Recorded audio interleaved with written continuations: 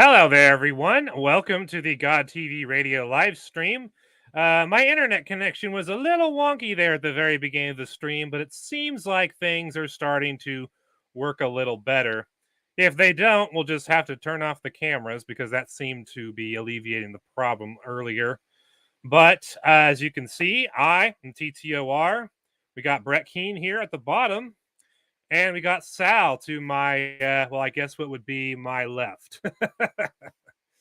And say hello to the audience, everybody. Hello, everybody. Hey, folks, I'm happy to be here. Two wonderful people. Some exciting stuff coming. Yay. Indeed.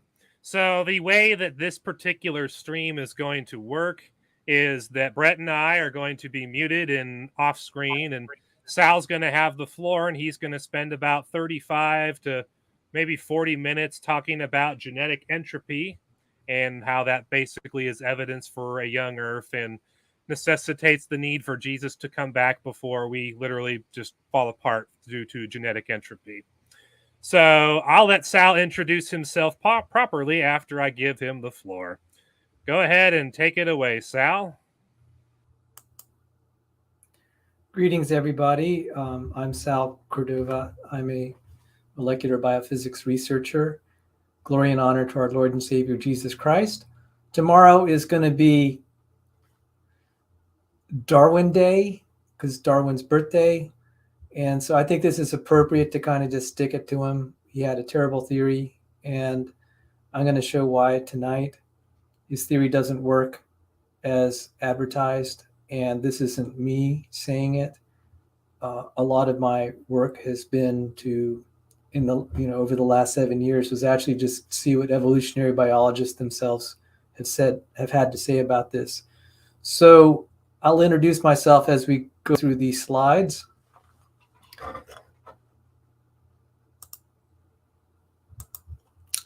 My life story is in the cover story of the prestigious scientific journal Nature, April 28, 2005. This is the #1 scientific journal. This was an answer to prayer.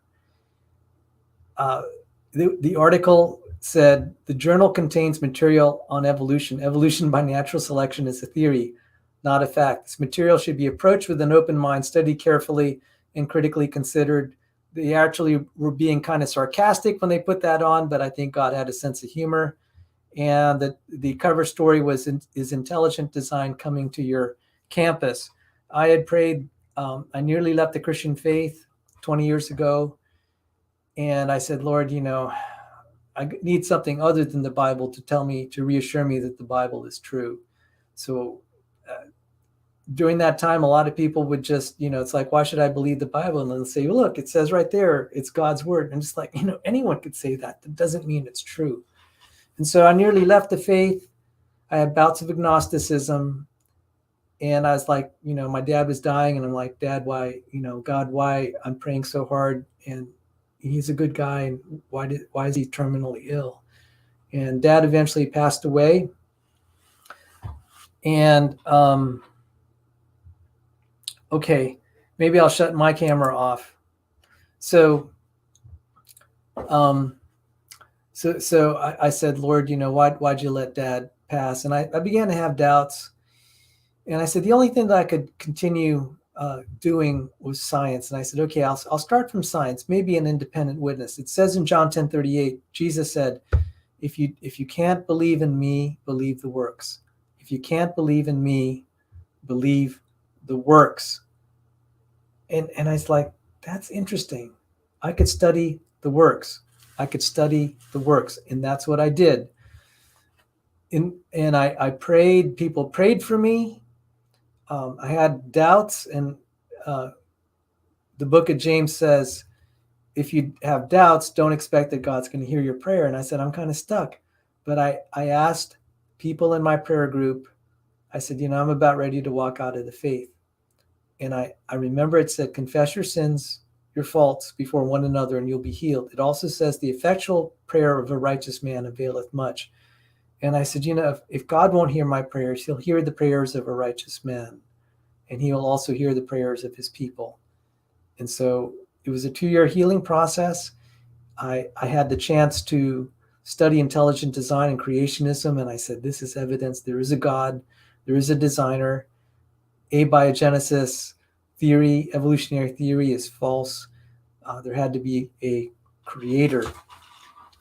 And so the world looks intelligently designed, but with all the pain we have in the world, it's obviously cursed, just as the Bible taught. And I said, God, I'd like a chance for my story to be told to the world. I'd like for it to get national attention.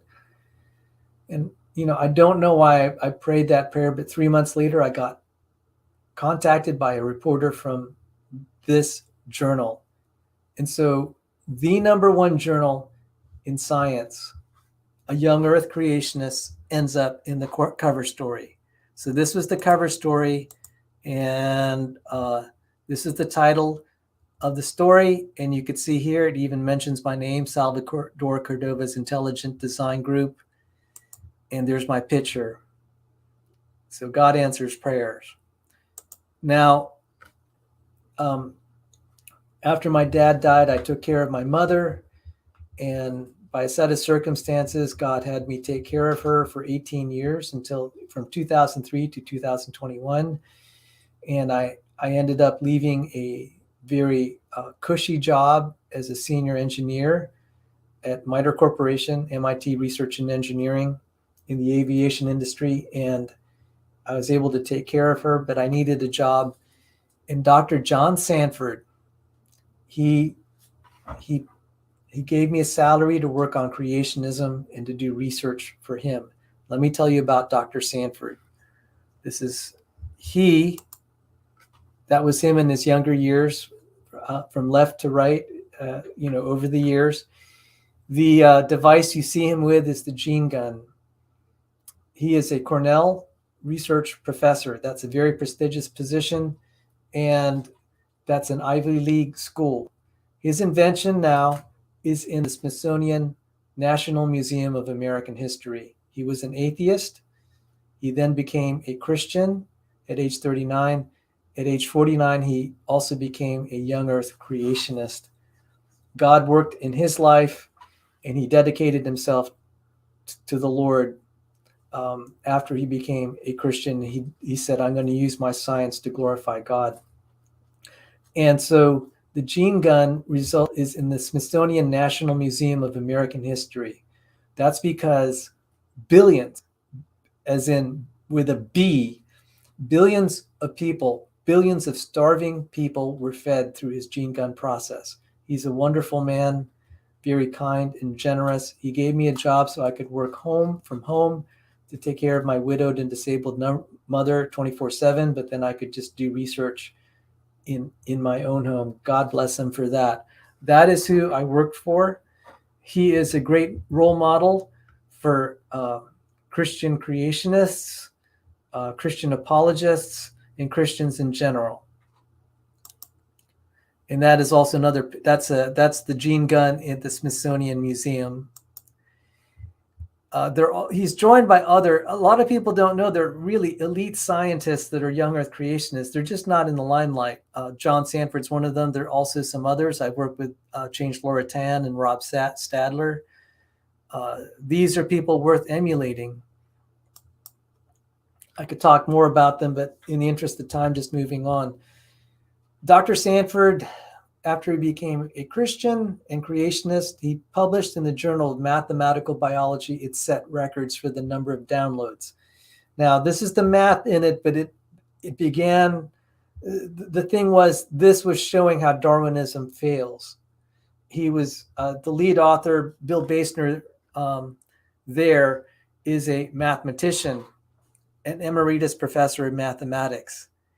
And this led them, just imagine these creationists got the number one article in a secular biology journal.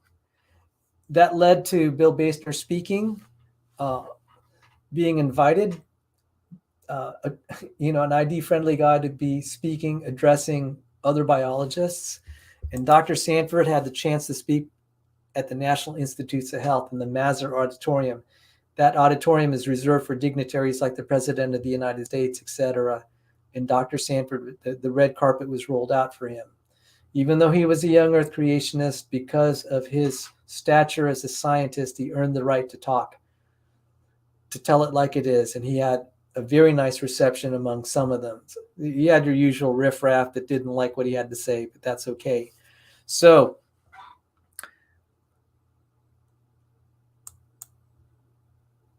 we eventually, because he was so successful with that article in the journal Mathematical Biology, we later on refined his genetic entropy hypothesis, which we'll talk about today, and it got into a Springer Nature reference work. This is a work that is critical of evolutionary theory, and it is on university library shelves of secular universities. We've gotten a beachhead here, and I had the privilege of working with some top guys on this. Alla Hosder is a Christian and an award-winning mathematician, professor of population genetics in Sweden.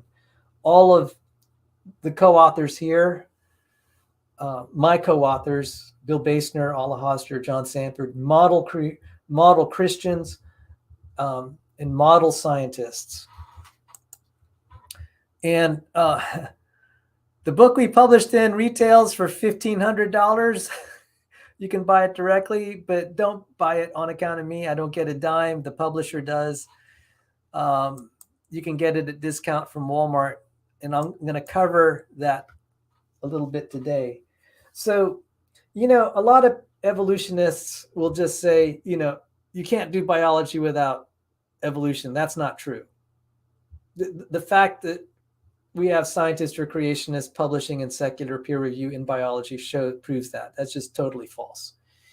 In fact, the author Jerry Coyne of the book Evolution, Why Evolution is True, even he conceded in science's pecking order, evolutionary biology lurks somewhere near the bottom, far closer to the pseudoscience of phrenology than to physics. So take that, all ye people celebrating Darwin Day.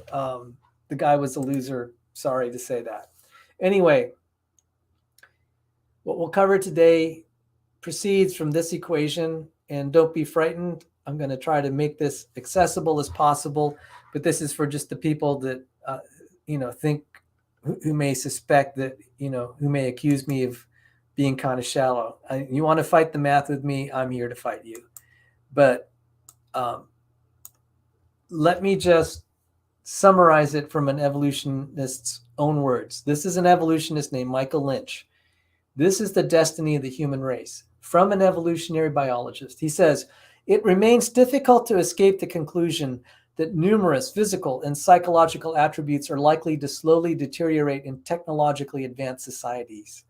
The incidences of a variety of afflictions, including autism, male infertility, asthma, immune system disorders, diabetes, already exhibit increases exceeding the expected rate. This observational work may substantially underestimate the mutational vulnerability of the world's most complex organ, the human brain. Because human brain function is governed by the expression of thousands of genes, the germline mutation rate to psychological disorders may be unusually high. At least 30% of individuals with autism spectrum disorders appear to acquire such behaviors by de novo, that is new, mutations. It has been suggested that there has been a slow decline in intelligence in the United States and the United Kingdom over the past century. In other words, we are getting sicker and dumber and sicker. This is another title here. Genomes decay despite sustained fitness gain. So Darwinian evolution says survival of the fittest. The fittest are basically the ones that reproduce the most. But it turns out the ones that reproduce the most are also decayed genetically. They lose versatility and capability. They end up being very specialized. And maybe if we have a question and answer, I can address some of this. How can Darwinism fail? They keep saying survival of the fittest. It seems inevitable. Well, I'll show you why. Suppose, in Darwinian evolution, we're supposed to have these healthy individuals and then some sick individuals. And natural selection, the idea is it's going to get rid of the bad and keep the good. So let's just kind of see how a lot of evolutionists think this works. So let's say we have perfect selection and we have natural selection as represented by the Terminator. And he says, hasta la vista, baby. And he's going to get rid of the defective mutant. I know that sounds harsh, but this is evolutionary theory. And what ends up happening is the good are left and the good go on to reproduce. So it seems like this is inevitable progress. Well, not so fast. Survivors become parents of the next generation. Again, this is the way they think of it. But there is a catch. Suppose every individual has a defect that their parents didn't have. It doesn't have to be a big defect. It could be very subtle. It just has to be enough. And if they're all defective, you can't eliminate all of them. That won't work. So let's just say you eliminate maybe the worst. The problem is this will lead to deterioration.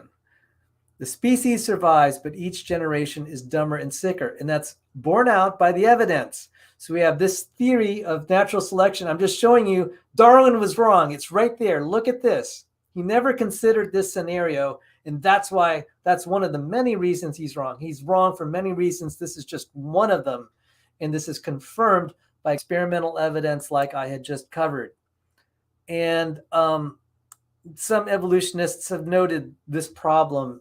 And there is this project, it's a $500 million to $1 billion project at this point called ENCODE. And they found out the genome has a lot of function in it. And that if you have a lot of function, that means more things can go wrong. And so this evolutionary biologist named Dan Grauer said, if ENCODE is right, then evolution is wrong, because that means that every generation is guaranteed to have more defects than the prior generation. It's just going to keep going worse and worse. So keep that in mind. If ENCODE is right, evolution is wrong. And I may cover that a little bit more. So let's just reiterate how this may happen. So let's just say we have, even hypothetically, we have a perfect ancestor that had no defects. And Charles Darwin and Herbert Spencer said survival of the fittest. It would seem that this would guarantee that there's not going to be any problems. So the numbers you see there, 0 indicates the number of defects. So this hypothetical ancestor has no defects. But then this ancestor has kids. And the numbers there indicate how many defects they have. So some have only 60, some have 100. Now, these are very minor. They may not be very noticeable, but they, just like when your car is, you're driving your car, each time you drive your car, you lose a little bit of tread on your tire. So any given day, it may not look like you've lost that much, but you're gradually losing a little bit.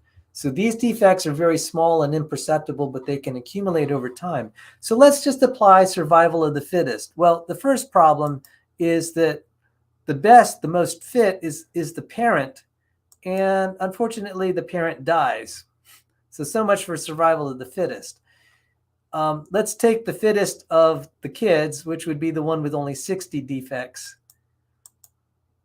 And we kill the rest, keep the best and toss the rest. And then this survivor goes on to be a parent himself. And the next generation, we kind of repeat the process. More defects are added to the genome, and we'll repeat the process. We keep the best, toss the rest. And you could see that survival of the fittest does not guarantee improvement. So there you go.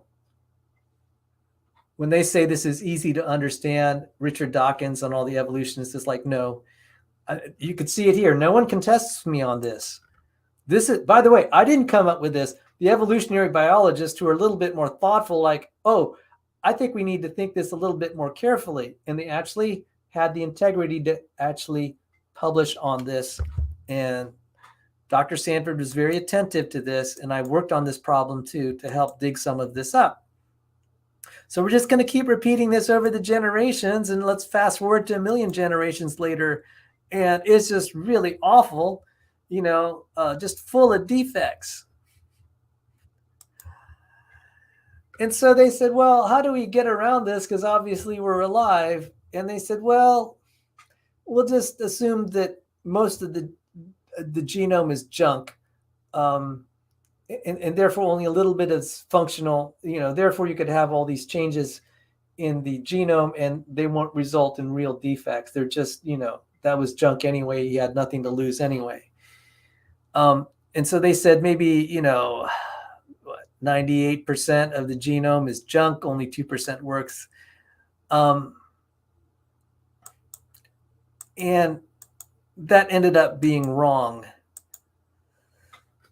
And let me just read this evolutionary biologist, because he said, obviously the genome has to be junk. And this is what he had to say. He said, studies have shown that the genome of each human newborn carries 56 to 103 point mutations. That is a defect. We can call it a defect. Colloquially, the formal word is mutation. Let's colloquially, approximately call it a defect. 156 to 103 point mutations that are not found in either of the two parental genomes. If 80% of the genome is functional as trumpeted by ENCODE Project Consortium, then 45 to 82 deleterious mutations, that is birth defects, arise per generation. For the human population to maintain its current population size under each of these conditions, each of us should have on average 3 times 10 to the 19th to 5 times 10 to the 35th power children. This is how many children you need, so many zeros. And he said this is clearly bonkers. And Dr. Sanford, a young Earth creationist, noticed that. People have been saying Sanford's wrong. It's like, well, hang on. Evolutionary biologists have said that. We're only the messengers of what they themselves are having to admit, they themselves. And Dan Grauer said it's going to be this enormous number. And even if we use Dan Grauer's optimistic numbers, you still need 44,000 offspring per female. And let's see if I highlight that even right there. Yeah, so that's the bonkers number of Grauer, but whatever an optimistic number we have, it's we can't get around the fact we're deteriorating. So he said if ENCODE is right, then evolution is wrong. ENCODE turns out to be right. As we study the genome more, it is functional beyond our dreams. And that is very bad news for evolution. So unhappy Darwin Day. Now, evolutionary biologists don't like reality, and they just take their anger out on people that disagree with them. In this case, Dan Grauer got mad at the researchers who discovered this, who aren't creationists themselves. They are researchers trying to find cures for cancer. He didn't like the results. He started calling them these names. He said they're ignoramuses, crooks, the scientific equivalent of Saddam Hussein. And he called Francis Collins a creationist director. This is the vitriol being spewed by evolutionary biologists against other scientists who aren't even creationists. And it's breaking out in universities. Evolutionist Joe Felsenstein versus a fellow researcher at his own university. These arguments are breaking out because the implications are evolutionary theory is wrong. If the biomedical researchers are correct, evolution is wrong. They don't want to come to terms with it. And we have evolutionary biologists themselves giving these headlines. Why have we not died 100 times over? Why have we not died 100 times over? They're perplexed. We should be all dead by now. We can't figure it out. And they note that our genome is crumbling. Alexei Kondrashov here is a colleague of my professor at the NIH. Senior guys. This is a researcher at Oxford, Brian Sykes. He's noting that the human genome's deteriorating. He's predicting a future without men. And these are evolutionary biologists. We can have quote after quote, and I'm just going to just flash them briefly here. We're not going to read them all. Just suffice to say, there are many, many of them. Look at all these researchers. These are all evolutionists. Everyone here is an evolution except Dr. Sanford. And one of them, the one who came up with this, won the Nobel Prize studying the topic of birth defects. He's the one who came up with this insight that we could be all falling apart. He won the Nobel Prize because he was studying birth defects. What evolutionists try to say, oh, this is a young Earth creationist theory, it's been discredited. Absolutely not. It has not been discredited. The evolutionists are aware of it. They don't know what the solution is. They keep hoping a future discovery will figure it out. I don't think they'll figure it out because this is reality, and they are fighting against the facts. And I was in a debate. I asked with Dr. Dan Stern-Cardinale, I asked, can you name one scientist that thinks our genome is improving?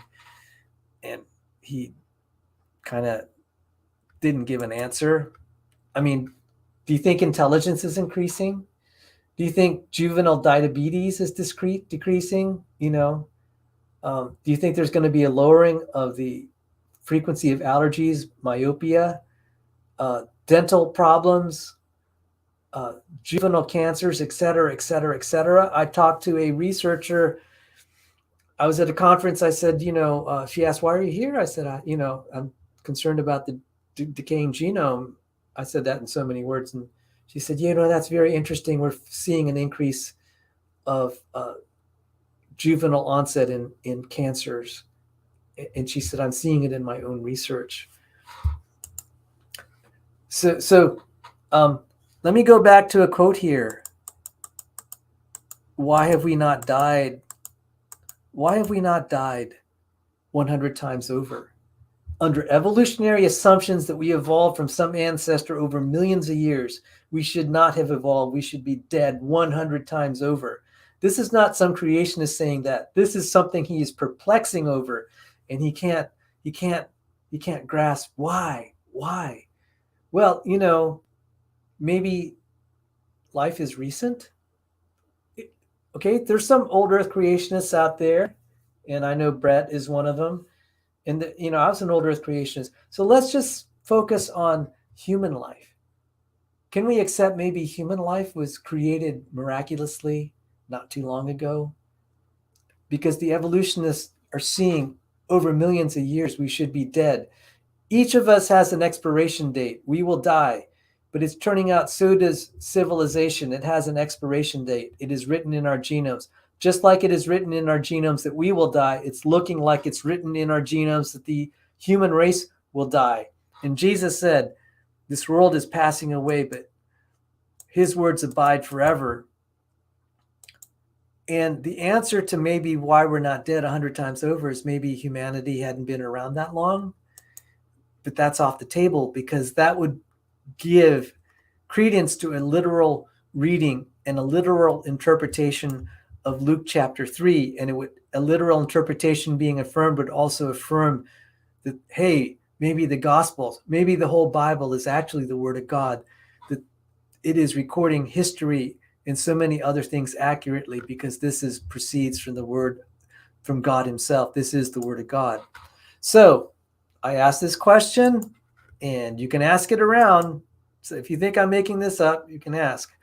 Now, Michael Behe, he believes nominally in common descent and an old Earth, but he surveyed a lot of what we call experimental evolution experiments, where we take bacteria and just kind of evolve them in the lab. And he noticed most of the things that they call natural selection were actually destruction of the genome, that genomes of the bacteria were actually breaking things in order to survive. This is like, let's say, blowing up bridges, or, if the boat's sinking, you try to get rid of the cargo to help you stay afloat. This is not like generating truly new function. Most of the changes to the genome that we call mutations are actually birth defects. So again, this does not work the way that Darwin envisioned, and happy Darwin Day to you, all evolutionists. Darwin's theory was wrong. It was a disaster, and it has caused a lot of people's faith to be destroyed, and it was bad science. So Behe wrote the book Darwin Devolves. Just as a side note for you aficionados out there in biology, Michael Behe had pioneered the discovery of zDNA, the zDNA. This is a big deal. He's known for intelligent design work, but he's a first-rate scientist in the study, the biophysics and biochemistry of DNA. He's one of the pioneers of discovery of zDNA. So he's a good scientist. And we have, this again, our experiments are showing that even bacteria are their genomes are decaying. Everything's decaying. Nothing works the way Darwin claims. In general terms, there could be a few exceptions here or there, but it's like that occasional person who will have a lucky day in the casino, but over the stretch of time, he will be a net loser. And that's how real evolution works. It is devolution. Behe uses the word devolves. It is devolution. So let's briefly cover why most mutations are damaging. We have basic evolutionary theory, the idea of common descent from a single microbial ancestor. That's the general theory. Let's assume that, just for the sake of argument, you guys know I'm a creationist, but let's just assume that for the sake of argument. That would mean that the squirrel there that's munching on the strawberries, the squirrel munching on his cousin. Sorry, I just couldn't help myself. It turns out, though, that the parts, even if we assume that we all descended from the same microbial ancestor, all the parts that make us up don't descend from a common ancestor. These are proteins here. We're made up of a lot of proteins plus lots of other chemicals, but proteins are the groundwork as far as the machinery of life. These are a variety of proteins that I've studied. Going left to right, that's a zinc finger protein, a potassium ion channel, tetrameric potassium ion channel, homohexameric helicase, a homodimeric topoisomerase, that is a heterotrimeric collagen, and a homodimeric insulin receptor. Complex machines. You could tell that their shapes are different, but they can't evolve from a common ancestor. And instead you have like an orchard, which suggests special creation. Now, I have on tape Dr. Dan agreeing with me that all the parts of life evolved independently. Even though he's an evolutionist, he agrees with that. Now, I don't have time to get into how he arrived at that, and anyone really interested, we can go there. Aaron Ra, when I debated him, when Cindy Lincoln was my partner, we debated Aaron Ra and Dr. Chris. Aaron Ra couldn't believe it at first, and he consulted Dr. Dan, who's an evolutionary biologist. After that, Aaron Ra comes back to me and says, "You're stupid, Sal. There's no effing common ancestor for all proteins." I'm just like, dude, that's exactly my point. You're acting like, you're acting like that wasn't my point. That's your problem. Don't you see it? There's no common ancestor for all proteins. There he is, Aaron Ra. I mean, the guy just thick as a brick. Couldn't get that this is problematic for evolution. There it is. He says, there's no effing common ancestor for all proteins. That was in October 2023 or so. I got his permission to publish this. And there are peer-reviewed papers that go into this. We don't need to go into this. Anyone really interested in the mechanics of this, I'll give you kind of the intuitive reasons why. Geometry is priority. Just think about that. Geometry is priority. So like we can think of the first car made by Carl Benz of Mercedes-Benz fame. You see it at the bottom here. The design evolved over time, but you had still the similar basic design there. And you could see that, this gradually evolves by incremental stages. By the way, there's Danica Patrick there. on the left corner, and there's a dragster. I just think that's cool. Anyway, it's neither here nor there. But the parts of the car cannot evolve from a single common ancestor. Can you imagine? Okay, so we can imagine what the ancestral car might look like that ended up being conceptually the conceptual ancestor of all the other cars. But you cannot even do that in principle for the parts of the car. You have a gas tank, you have a tire, a piston, a spark plug, a radiator, a battery. Can you imagine one part that you're going to evolve and it will diversify? You just modify it in small increments, gradually evolve it to this. It's not going to happen. You can't, there's no way to preserve the basic geometry for the individual parts. And that's the problem. Now, granted, you can take a basic battery and you can, kind of modify it and make other batteries. That's what but you can't go from a battery or some ancestor and make all the other parts of the car. And that also applies to the protein parts. You can't do that. It doesn't work.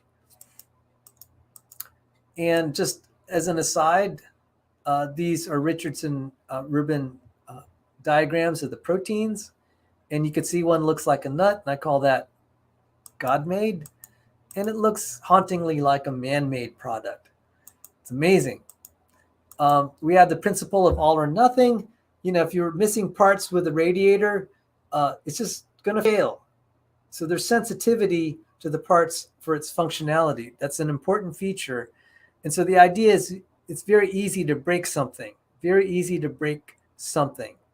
And that's, we're getting to kind of why, I'm sorry, this is from another presentation, why most mutational random changes will be defects. It's very hard to improve this to be something else. If you try to randomly change it, it's not going to improve to something else. It's just you're most likely to break it. Now, let me give you the topoisomerase. This is an enzyme that I've studied.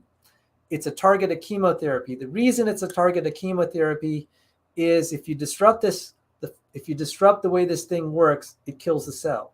So chemotherapy tries to kill cells, especially cancer cells. Unfortunately, it gets a lot of healthy cells along the way, but it's kind of a last resort therapy for sometimes to get rid of cancer. You just try to kill as many cells as you can, and you hope you kill more cancer cells, far more than you kill healthy cells. And I will give a video of the topoisomerase. I got to publish with Joe DeWeese. Joe DeWeese is a young Earth creationist, another model Christian, another model creationist, another model scientist. He and I published together in creationist literature, and also he published in Nature, the #1 scientific journal. Here's another young Earth creationist publishing in mainstream science. And then God bless him, and glory and honor to the Lord, I had the privilege of publishing with him in secular venues there. And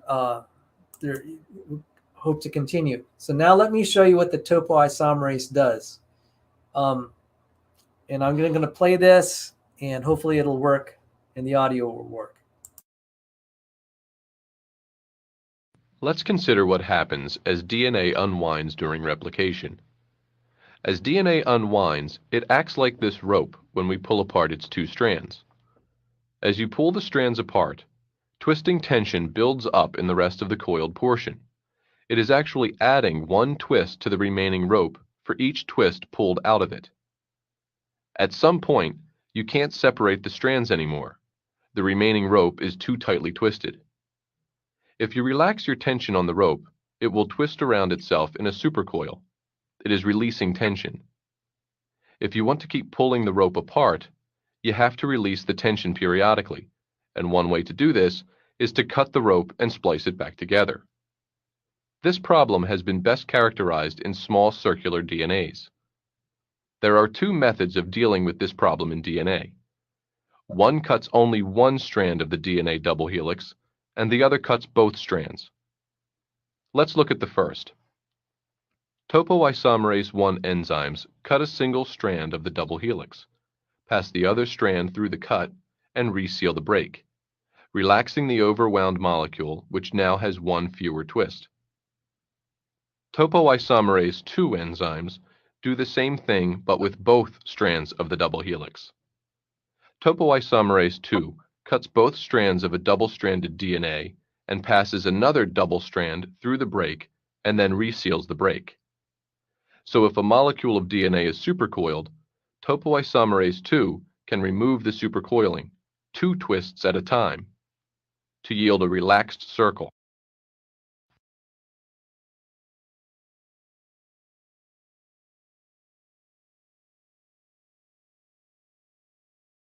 And this is a rendering of the topoisomerase enzyme.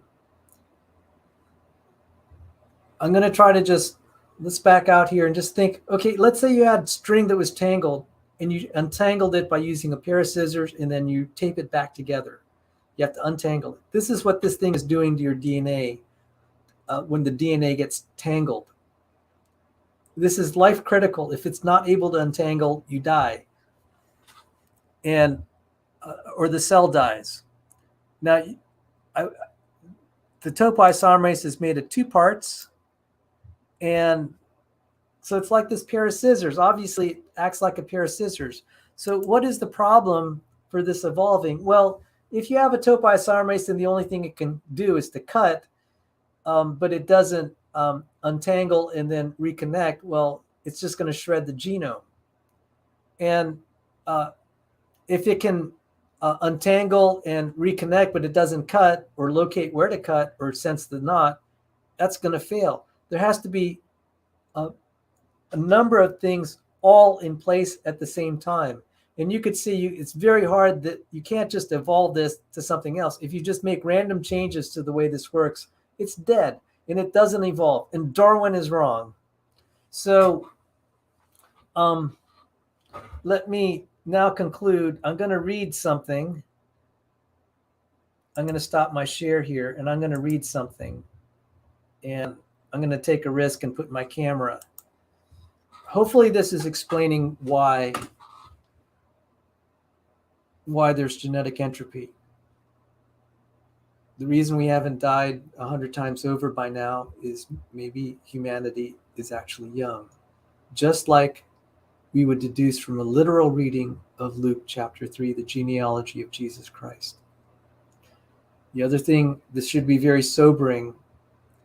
Human civilization may not last long. Our only hope is in Jesus. We can't be thinking about,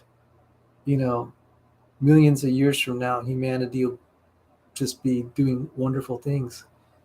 Our lifetime as a civilization may be shorter than we think. We ought to be on our knees seeking after the Lord. I'm going to close my talk with something from the book Genetic Entropy by Dr. John Sanford. I will have the privilege of seeing him. He's expecting me to conference with him on this coming Wednesday. We're going to talk about maybe a new publication that he and I will co-author. There have been some developments that will improve the original book that he wrote in 2005. But from his 2005 book, he had this to say, and this is how I'll close my talk. He said, "When I was young, I accepted the fact that I was going to die and that all the people I loved were going to die.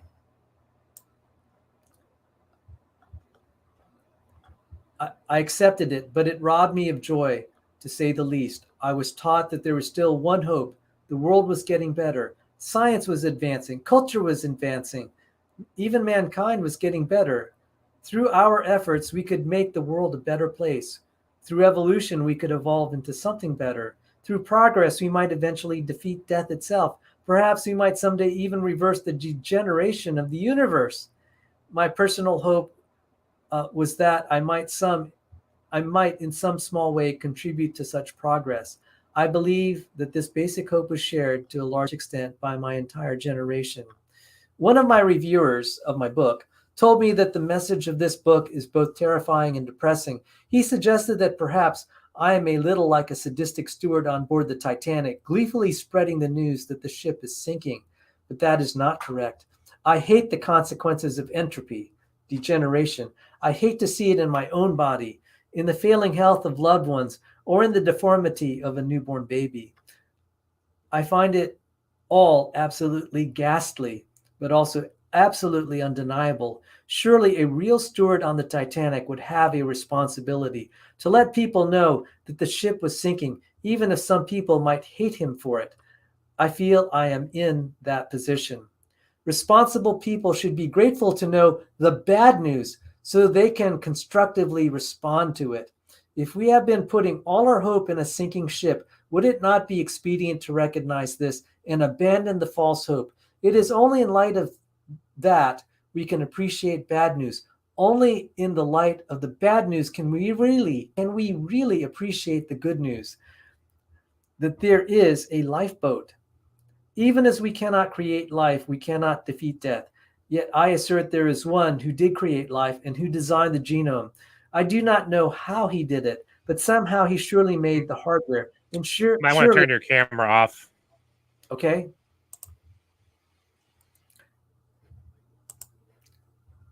I do not know how he did it, but somehow he surely made the hardware, and he surely must have written the original software. He is called the author of life. Acts 3:15. I believe the author of life has the power to defeat death and degeneration. I believe this is the good news. It is my personal belief that Jesus is our hope.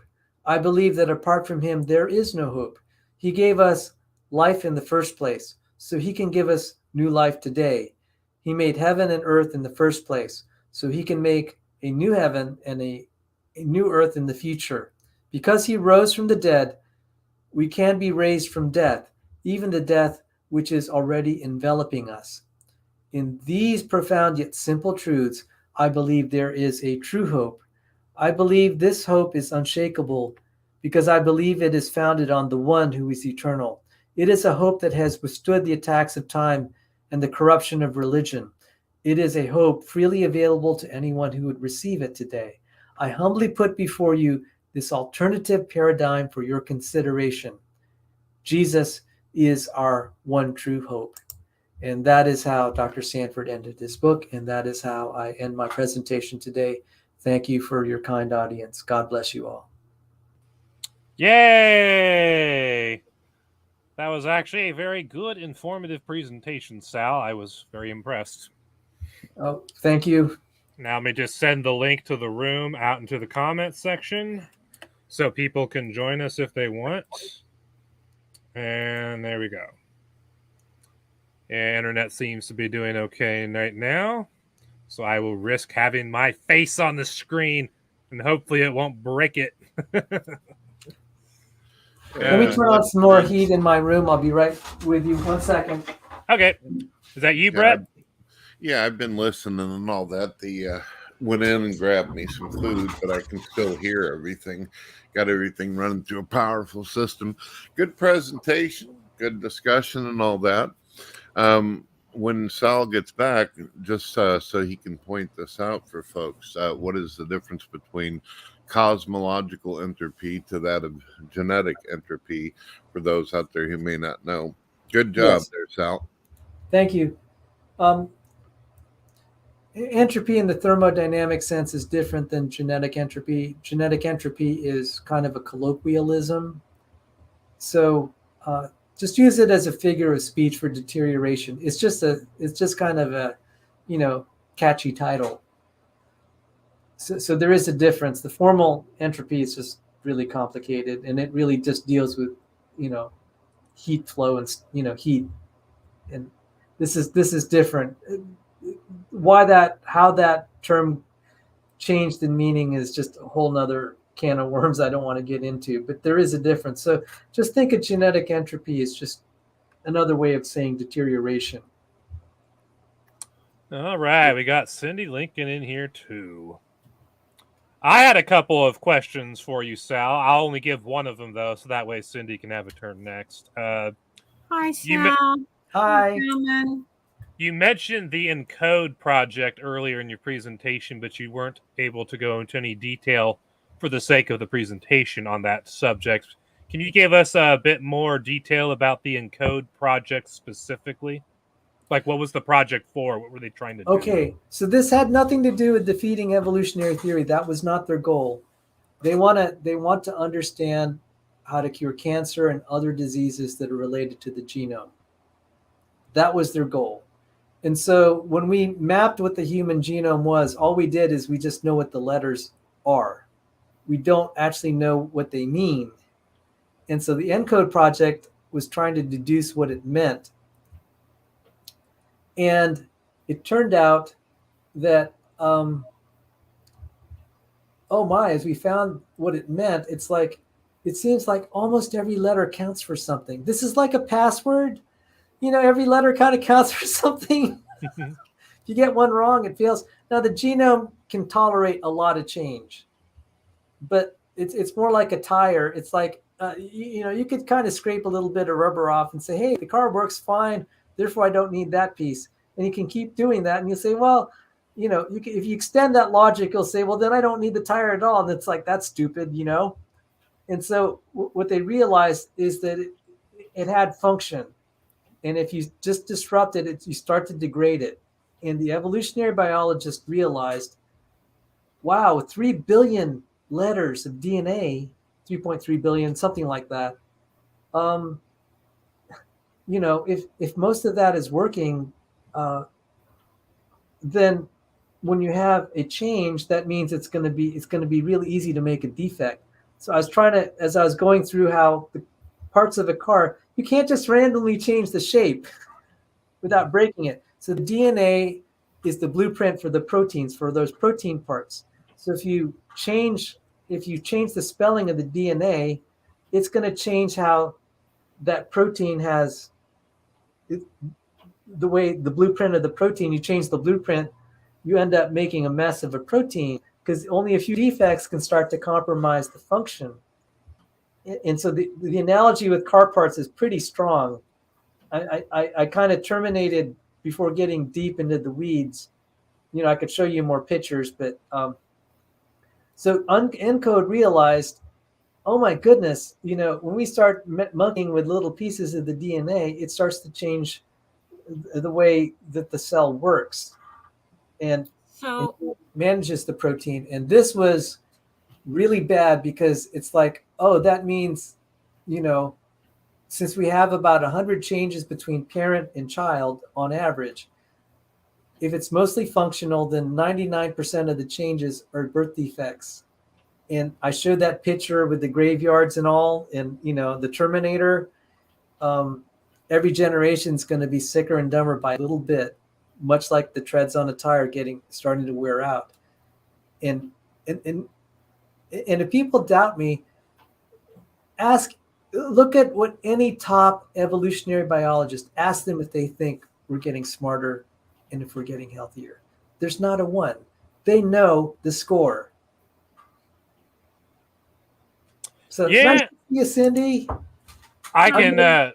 Sorry for interrupting. I can concur with the people getting dumber part. It seems like just in my lifetime, like in the last 20 years, people have gotten so stupid that I've seemed to become an intelligent person by comparison. Because I used to feel really dumb growing up, and now it's like, now I seem like a genius compared to a lot of the idiots that are out there in the world.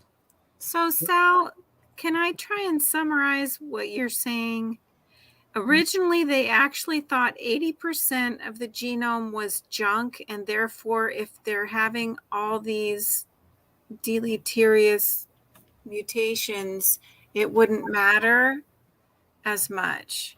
Some evolutionary biologists, and the number is closer to like 98% was junk.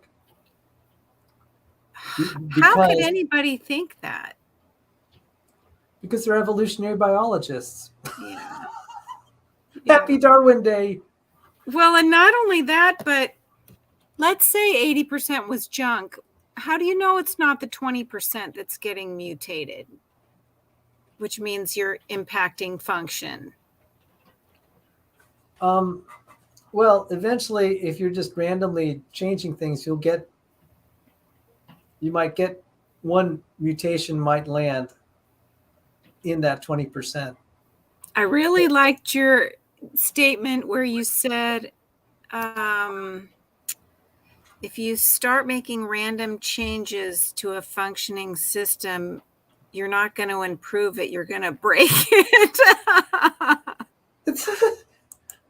Yeah, like duh. I mean, come on, it's so I obvious. know. And I remember as a child, I saw, we're making medical advances, we're making technological advances, we're now able to fly and make phone calls.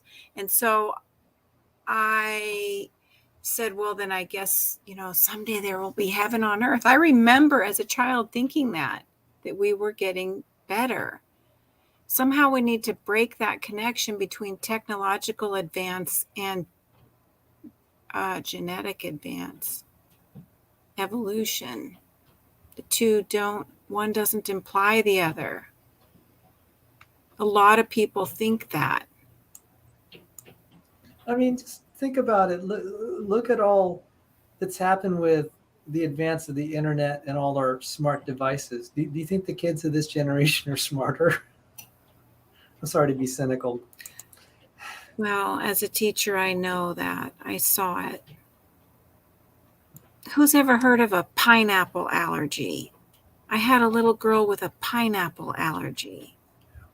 And the kids are not strong. They're pale, they're skinny, they're weak, or they're obese. And their brains don't connect. They don't think as well. There was something that Sal pointed out in the presentation. I don't know if you guys noticed, but it was really fascinating. It's the part where you're showing the decay rate. I mean, you literally, I don't know if you've noticed yourself, you obviously see the genetic entropy issue, but it almost shows a biological timer for existence. Did you guys see that? Oh, and was that the part where he was showing the like where he had like the parents and then all the children with the number of defects each one had and all that stuff? Or is this a different It's one? the one where he shows the boxes and the numbers of the deterioration Yeah. through the I genetics. couldn't follow that. Yeah, I saw that. Like with each generation, the number of defects in the children just skyrockets. Sal, can you put that up again? Sure. Give me one moment. So this is why it's, as I work on the presentation, we can talk more. I want a copy of those slides. Presentation. Some of it I couldn't follow, but some of it I could. Yeah. And I think. Okay, so let me share my screen. All right.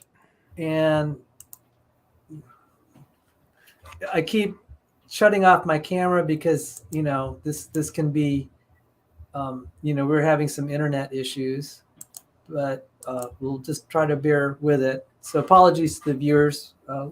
And thank you for forbearing. So the green represents a parent. Now, everyone will say it's supposed to be mother and father. Just for simplicity, we're just going to represent one parent. The math will still work out. All that complex math I was flashing earlier, that helps kind of get around those simplifications. I just wanted to say, when you actually model it correctly, you need all that math, but it's essentially what you're seeing here. So let's say you have a parent, and then the parent has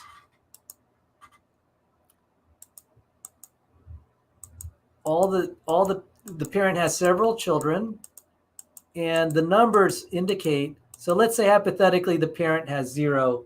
It's ideal. Mm-hmm. All the children have a defect. And remember, the number that was cited by ENCODE is about 80, roughly around 80. That's the average. And what we call the Poisson distribution, it means some kid would have 60, some will have 100. But the average number will be 80. Mm-hmm. And this gets into why... Defects? Mutations, deleterious mutations. Right. I would say function compromising is a better word. Mm-hmm. So all the kids here, so each box represents a kid, right? Mm-hmm. Tracking so far. So Darwin's theory was, survival of the fittest. That phrase was actually coined by Herbert Spencer here, but then Darwin adopted it in his later editions of Origin of Species. He uses the word survival of the fittest. Okay, so let's see this work, if this really works toward improvement, survival of the fittest, right? So the first thing that happens is the one genome that was good is the parent. So already the survival of the fittest doesn't really quite work so well. It's the survival of the fittest among the kids. But among the kids, you have only, your best of all the bad has 60 defects. And so let selection kill all the worst. So we keep the best, which is this one on the left. We toss the rest. I'm glad you laughed at my little joke here with the atomic bombs. Yeah. And in reality, what's going to do that? There's nothing that does that in reality. That's another problem. So I'm being very generous in saying, let's assume that, the best is really kept. When we know random accidents, it could well be just that random accidents, you could end up with a guy with the worst. So lightning might hit these guys, or a lion chews them up randomly. Lightning and lions don't look for numbers. Right. Lightning and lions could take out number 60. Right. And so when you factor the fact that what we call it, selection doesn't work with 100% efficiency, actually far from it, this makes it even worse in reality. And did I come up with this? They keep trying to say this is John Sanford's nonsense. I'm just like, no, it's not. It's evolutionary biologists. So my job was to search the literature and find as many as I could, and there's so many. So they're giving the illusion on the internet and then also in the public sphere that this is a creationist theory because it's a nice scapegoat. It's a nice way to dodge the issue. But yeah, and as we all know, creationists are always wrong, even if they're perfectly siding with the evolutionists say. Always. Exactly. Yeah. And this is what they're doing on YouTube all the time. And they're going after my boss and just trashing him. And if they ever debate me, I'll say, guys, I'm going to quote your people.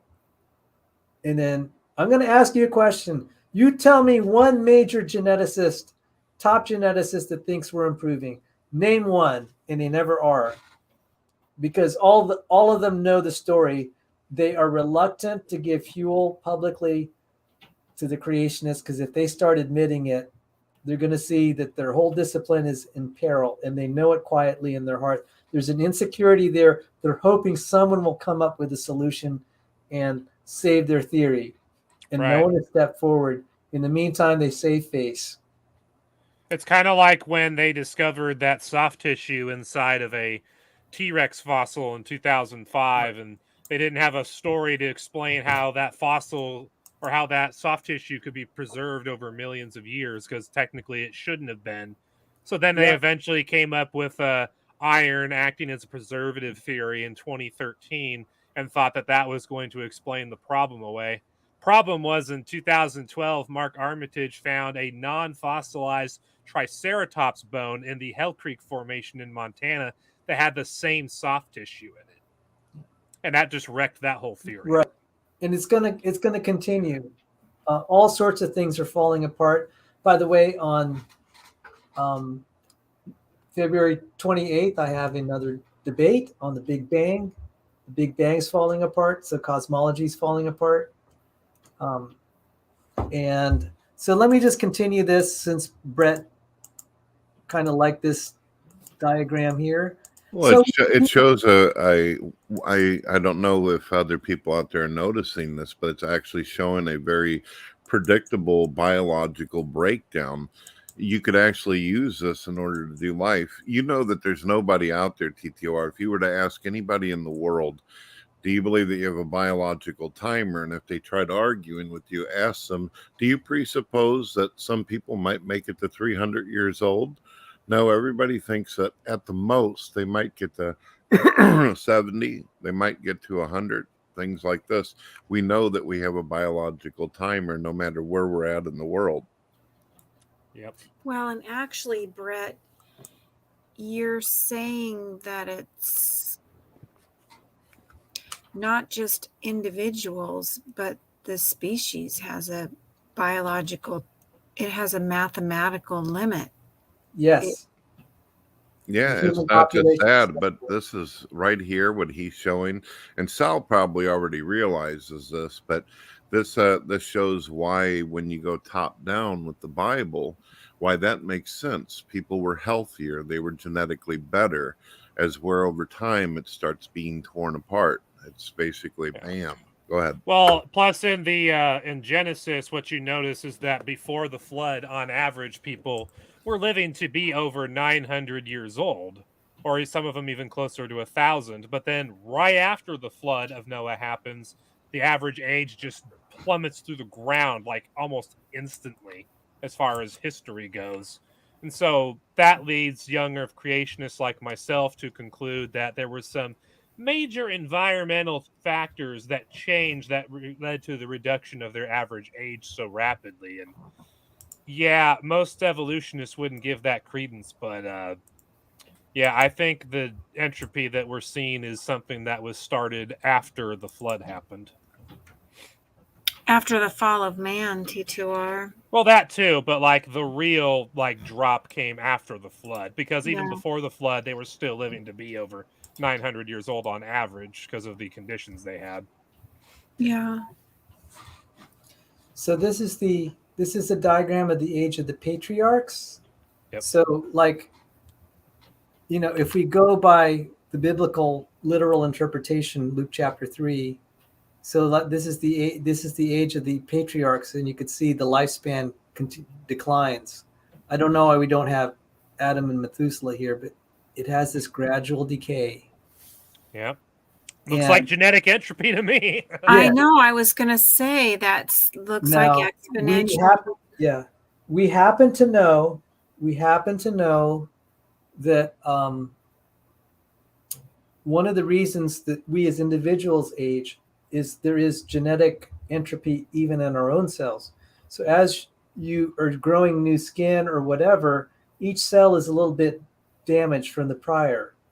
And so the reason that why is it the baby looks so nice and healthy when it's restarted? It's because its cells haven't been going through a lot of replication cycles. So the ovum eggs, like for example, that are in a healthy female were actually there when she was just a fetus, and it stays with her. It never replicates. It never goes through. It never adds mutations to it. It just stays there. But our cells, as we're developing from child to adult to older age, they keep going replication cycles. They keep adding more genetic mutations. In other words, replication is like a copy machine. It gets worse each time. Right.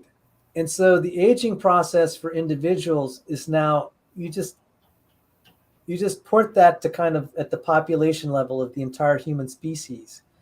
It's just kind of a little bit of a step. And every evolutionary biologist that really thinks carefully about, just like what I was showing, it's like, well, that's kind of unavoidable. And I'm like, yeah. And that's why that headline said, why haven't we died 100 times over? I'm just like, yeah, you guys are actually thinking critically for a change, and you're admitting it. Some of those articles I wished we could have spent a little more time on.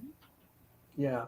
How they came to that conclusion and how you can get that into simple language, because it seems like obviously there's not a lot of viewers on this because not a lot of people want to think this deep. Yeah, that's true. That's why someone like John Sanford's ignored. It is a little deep, and he does, it is a topic we'd rather not think about. And it's like calculus or trigonometry. Not very many people like that kind of stuff. Well, they want to be entertained. That's just the way it is. And that's kind of the modern culture, and we get drowned out by all the voices out there. When Dr. Sanford one time gave an interview, only 30 views. And I'm like, he's one of the top geneticists on the planet, former atheist turned Christian turned creationist. And I'm like, well, who ends up getting all the attention and headlines among creationists? It's not Does him. he have his testimony? Do I already have that? It's on James Tour's. Yeah. James Tour interviewed him, and there's a brief testimony. I have it on my channel. Just look it up. He gave a testimony. Yeah, I think I snagged it off your channel and put it. Do you want to hear it? testimonies. If you want me to play it, I could play it now. Yeah, I want it to How be. how long is his testimony video? 7 minutes. Oh yeah, just run it. Yeah, we got time. Good question.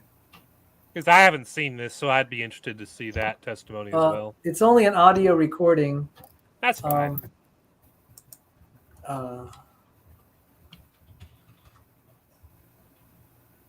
By the way, he paid out of his own pocket to send me to school. He's just a stand-up guy. Dang. Now, he owned the patent to the gene gun. So a lot of genetically modified crops were through his gene gun process. Oh my, I can't believe I have so many. Maybe if you type in his whole name, it'll show up quicker. Yeah, let me try that. No, I don't have it on my list. Oh, there it is. All right, so 2018, cool. I do have William Murray. Oh my gosh, is that Madeline Murray's son? We can't hear the video. I don't think you clicked the share audio button when you did screen share. Yeah, try clicking that share audio box and then play the video again. Sal, you're muted.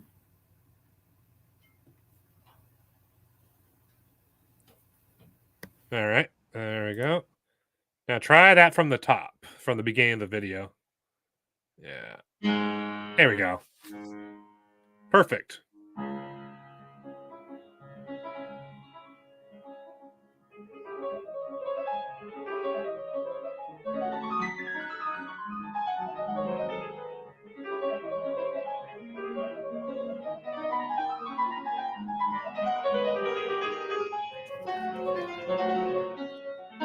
Copyright music? I don't think so. I'm Salvador Cordova. Welcome to another segment of Evidence and Reasons, a show where we explore evidence and reasons for the Christian faith. Cornell research professor Dr. John Sanford is a legendary applied geneticist. His invention, the gene gun, is responsible for creating a sizable fraction of all the genetically modified organisms on planet Earth. This picture is a picture of the young John Sanford with his gene gun. For his accomplishments, Dr. Sanford's work was featured in the Smithsonian National Museum of American History. Sometime around August 1st, 2018, in Pittsburgh, Pennsylvania, on the last day of the 8th International Conference on Creationism, John Sanford granted me a rare public interview. In this segment, I'll share that 7-minute interview with you all. One highlight of the interview was when he said that while he was in high school, evolution theory destroyed the budding faith that he had. He became an atheist, but then Dr. Sanford found the Lord decades later, and then 10 years after his conversion to Christianity, he became a creationist. I hope all the viewers joining us today will be blessed as we hear Dr. Sanford's testimony.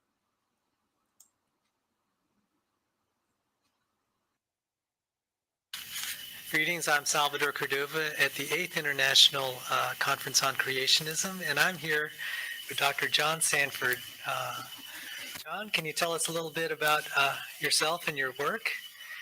I am a geneticist, and I spent most of my career with Cornell University. And when I was at Cornell, I was involved with plant breeding, plant genetic engineering, and invented something that actually called the gene gun, a special biotechnology tool that let me take early retirement from Cornell. And so I've been able to, because of that blessing, which which I think God gave me specifically so I could serve him better, I've been able to be involved in creation research. Research, I call it biblical genetics, basically studying and validating scripture in terms of human origins. And so that's why I'm here at this conference today. That's wonderful. My understanding is you're a creationist now. Were you always a creationist? So I remember in high school telling my mom I didn't believe in God.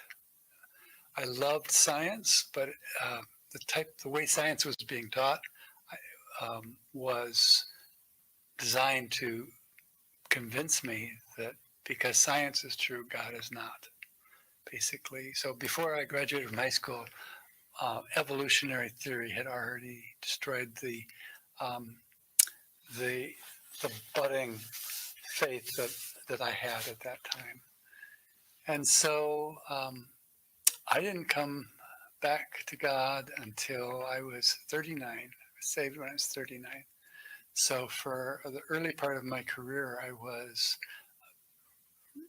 radically committed to evolution.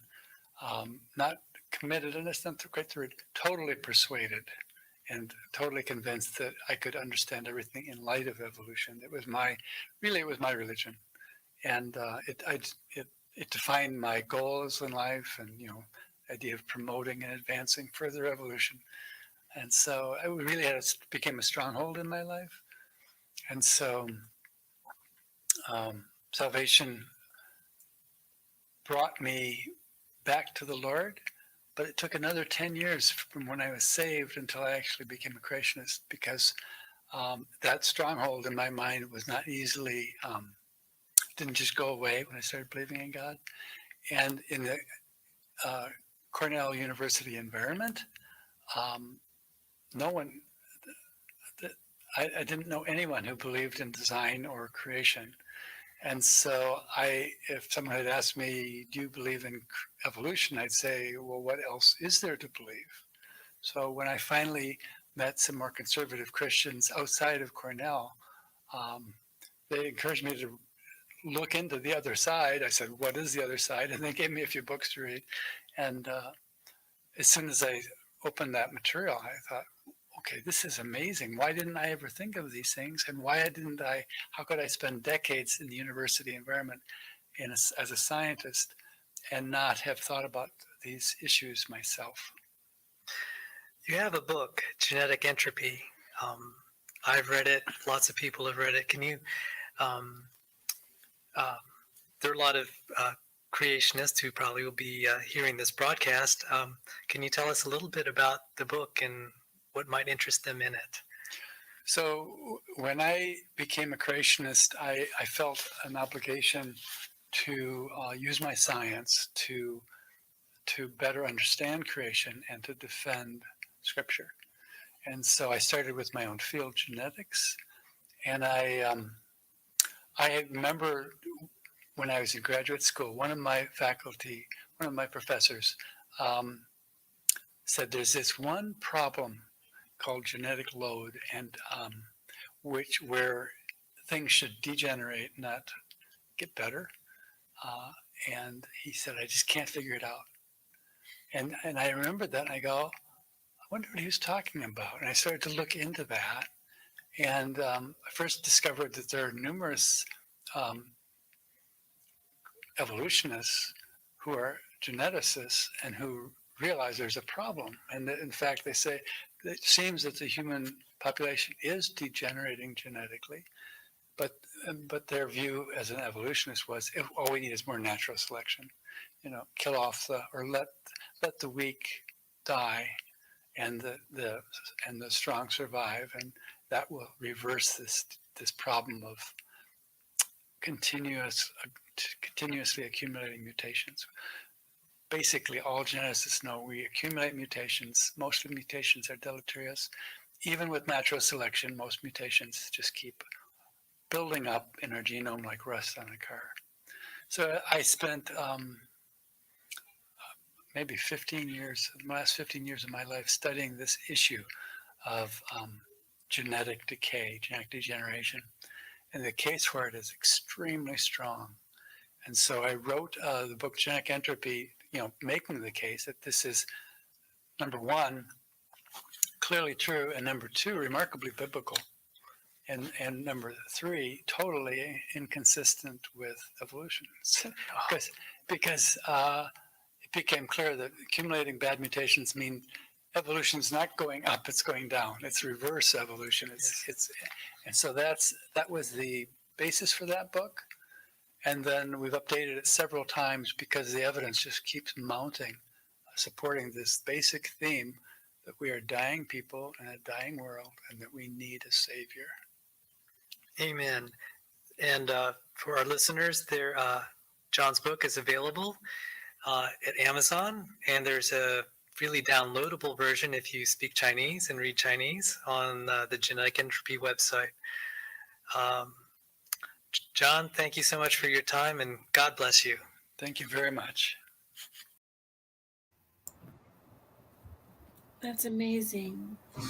That's pretty impressive. Yeah. People, and we need a savior. Amazing video there, Sal. Go ahead. But wait a minute. I heard Brett talking to Nick and Julie the other night, and he said that he's what did you call it? A nihilist? Well, I got a couple different theological positions. I would love to be able to talk to you about it. I'm not sure TTOR would want to go off a topic, though. That would be up to the host. Yeah, I'm not sure that No. A nihilist means that death isn't a problem because you just disappear. What are you okay with me responding there, TTOR? Or do you want to? Sure. Yeah, to that, but then we should move on to that thing you were telling me about while that testimony was playing. Well, an annihilationist believes that the soul will be basically annihilated. I have no idea how much suffering that causes and how long it actually takes for it to happen. I just don't believe in the Dante's Inferno concept of hell. Yeah. Well, and in Brett's defense, I am familiar with the passages in the New Testament where Jesus says that you shouldn't be afraid of man who can only destroy your body and then after that do no more. But you should be afraid of the one who can destroy both your body and your soul, which is God. And then we see in Revelation multiple passages that talks about a second death that occurs when we are thrown into the lake of fire after we're found not to be in the book of life. And the eternal conscious torment people have a logical problem, because if God eternally and consciously torments people, they'll never experience a second death, which would be the death of their soul. So logically speaking, it doesn't work that way, especially when you have Jesus referring to a second death of the soul, and you have the book of Revelation talking about a second death that occurs when human beings are thrown into the lake of fire. As a matter of fact, in Revelation, the only place where it talks about eternal conscious torment in relation to the lake of fire is when Satan and his demons are thrown in there. It has a completely different description of when humans are thrown in, and it's the second death. So in that sense, Brett is an annihilationist, I think, and biblically speaking, I am too, because I have not seen a convincing argument that refutes that as far as the Bible goes. What about their worms shall not die, and what's that other verse? Gnashing of teeth or something. Isn't that in Isaiah? I think it is. No, it's several times in the New Testament. Jesus. Well, I think if it is in the New Testament, it's like a quotation or reference to one of the Old Testament books that says the same thing, basically. The annihilationists, there's annihilationists that have different views on the time period. In no way is it claiming that there is not some form of consciousness torment. Remember, you don't have a physical body anymore, so you don't have a nervous system to feel pain and suffering. So the pain that you're having is the regrets and the pain within your own mind that is literally suffering. So that could possibly be the concept of, as the body and everything's disintegrating, you have your gnashing of teeth. It doesn't say you're going to gnash your teeth until the end of time. Right. So you're But- saying there is some kind of punishment, but that it won't be eternal? I'll give you an example of something. Jesus uses words like eternal destruction and perish. He says, I do not wish for anyone to perish, or God does not wish for anyone to perish. However, whatever translation you got. Did you know that perish means to be ruined, damaged eternally, basically destroyed? Yeah, but if somebody does wicked all their life and they're just going to go when they die to nothingness, then there's no punishment. No, the punishment is that their soul is wiped out. That's what the second death is, that the New Testament talks about. What does that And mean? there's still miserable suffering, SND. It could be that it takes millions of years before the soul's completely wiped out. We're not claiming that it's like 5 seconds you just vanish like David Copperfield. It could be extremely excruciating and some. Well, it could also be quick and excruciating at the same time. You know what I mean? Because I don't think God is into eternally torturing people. If you violated his law and your name's not in the book of life, he's going to destroy you, and he's not going to prolong that kind of torture. Because when you look at the Torah law, for example, a lot of the civil punishments for a lot of the sins was death, and it wasn't necessarily, okay, torture that guy for 2 weeks and then kill him. No, it was, kill him or take stones and stone him to death. It wasn't a lengthy process as far as the method of execution that God had for all of the sins outlined in the Torah. So I'm thinking personally that the second death that people experience when they're thrown to the lake of fire, I think it's going to be similar. It's going to be horrible, it's going to be awful, but it's not going to last that long, and they're going to cease to exist. I got one more thing for you too, Cindy, and I don't know if I brought this up with TTOR, but remember the Bible says that they will be thrown out of the presence of God. Now, how is that possible to happen with an omnipresent God who is everywhere? The only way that's logically possible is for you not to exist at all in order to be completely out of the presence of God. Does that make sense? Well, yes. However,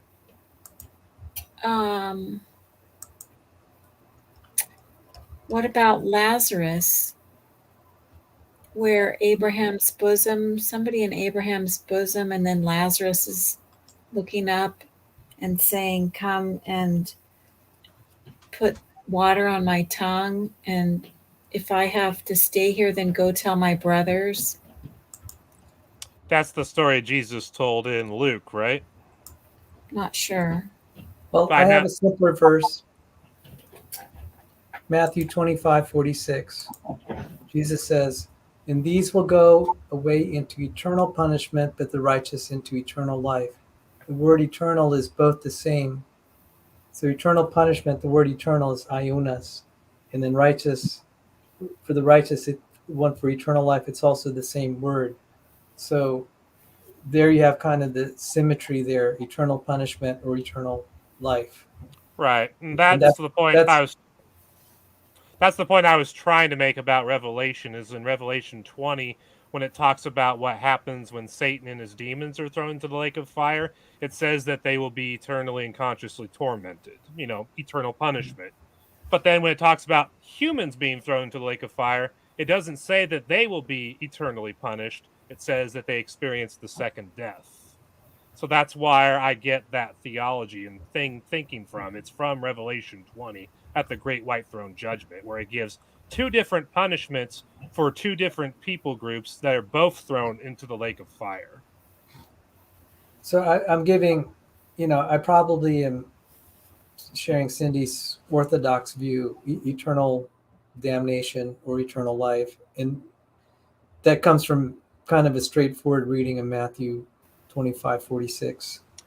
Yeah, but I'd have to think about that more deeply in light of Revelation 20 in order to figure out what I feel about how that means. Because right now, that's hard to square away with what Revelation 20 plainly says about the Great White Throne Judgment. Well, So I'd have to look at Matthew 25, I think 46 you said it was. I'd have to look at it myself and ponder it more deeply to try and figure out what I'm missing, you know, as since far we're as my going off topic comprehension here, goes. Yeah, can I interject something? sure. I went through some trouble to talk about good Christian role models like John Sanford, and I do lament that there are certain individuals on the internet that have made a convicted felon and convicted someone convicted of domestic violence as their role model. I'm like, why? Why? many- You have other.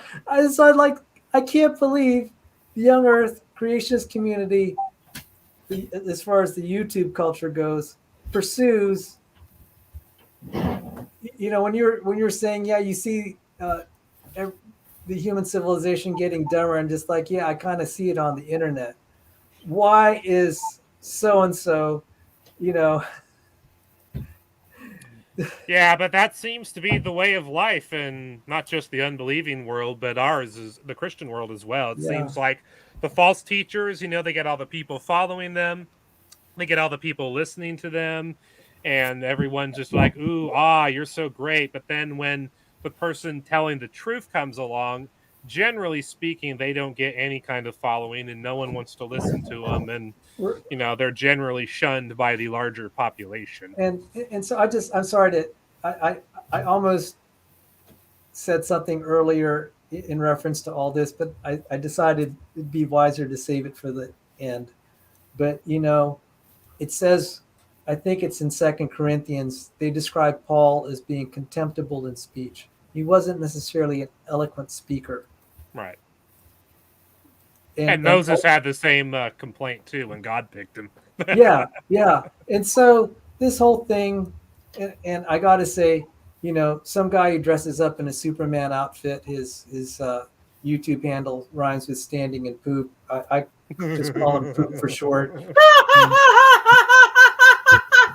Yeah, that guy's cute, for lack of a better word. Well, you made a really good I was point, like, Sal, about making a presentation and it only gets 30 views. Yeah. That's not the measure. So now you heard Dr. Sanford talking, just very mild-mannered. If you didn't know that he was a famous geneticist, all these accomplishments, he did very well business-wise because he owned the patent to this genetic technology. So you can just imagine, I was just driving through the cornfields one day and just like, I think Dr. Sanford's, a lot of that corn was part of his invention. I mean, okay, you go to the grocery, okay, that's why he could afford to pay me out of his own pocket to do research and to pay me to send me off to school. Because he got the boatloads of money from his invention.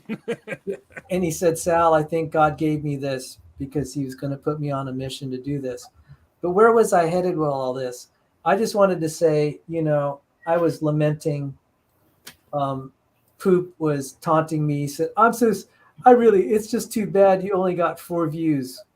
You know, when we were talking, I was talking with Cindy here, and I'm like, that's not a measure of truth. But you know what? What goes around comes around.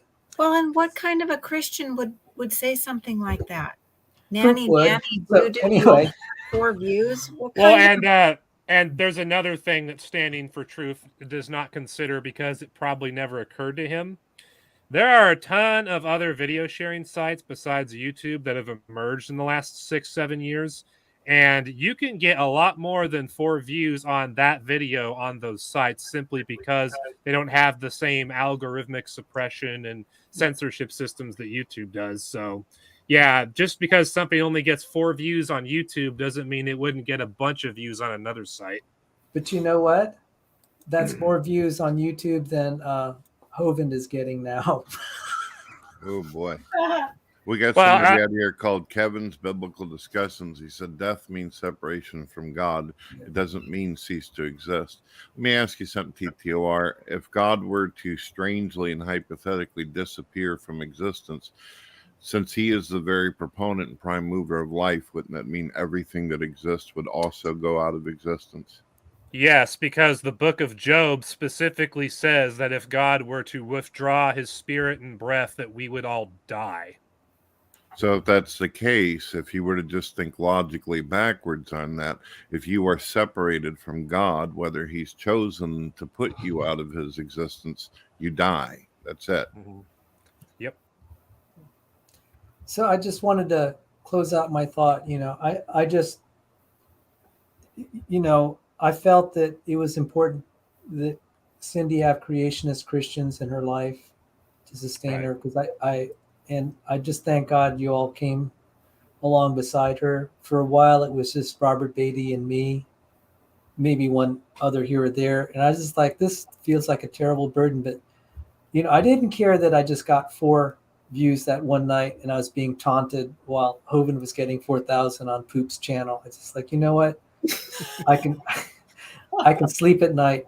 And I said, Cindy and I prayed. I said, God, please defend her. Her reputation is being trashed. They're saying horrible things about her that aren't true.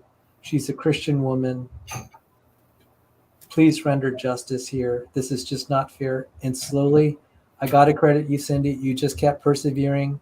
And then TTOR came along. And then this summer, we weren't always the happiest crew together, but we found Zaire. I think we helped contribute to the process of his discovery, and all this started to come out. And now Hogan's off YouTube, and I felt Cindy got vindicated. When we were on Modern Day Debate, we got 60,000 views. So there, Yeah, it turns out some people cared about Sal and Cindy after all. Huh? Imagine that. So I hear you there. If I got 60,000 views on a video, I would be like ecstatic. I'd be like, ooh. So, I mean, I know it seems so unseemly for me to gloat, but this isn't really so much between me and Kent Hovind. It was me and Poop hadn't, SFT, yeah. Dude. One of the most ironic usernames ever. Well, it's pretty obvious, and there's been people questioning. They're wondering who it is that, who are these people that have been calling all these agencies and these police and news reporters? Who's been reaching out and contacting that? It's an interesting question, isn't it? Yeah. Mm-hmm. She called me. She called me and she called Mark, and we gave her everything we had. Well, how do you think that the reporter figured out who all these people were to be able to talk to in the first place? Brett What? Keene's channel. And Brett, I don't know if you heard me. I did give you credit when I did a video. I said a lot of this began.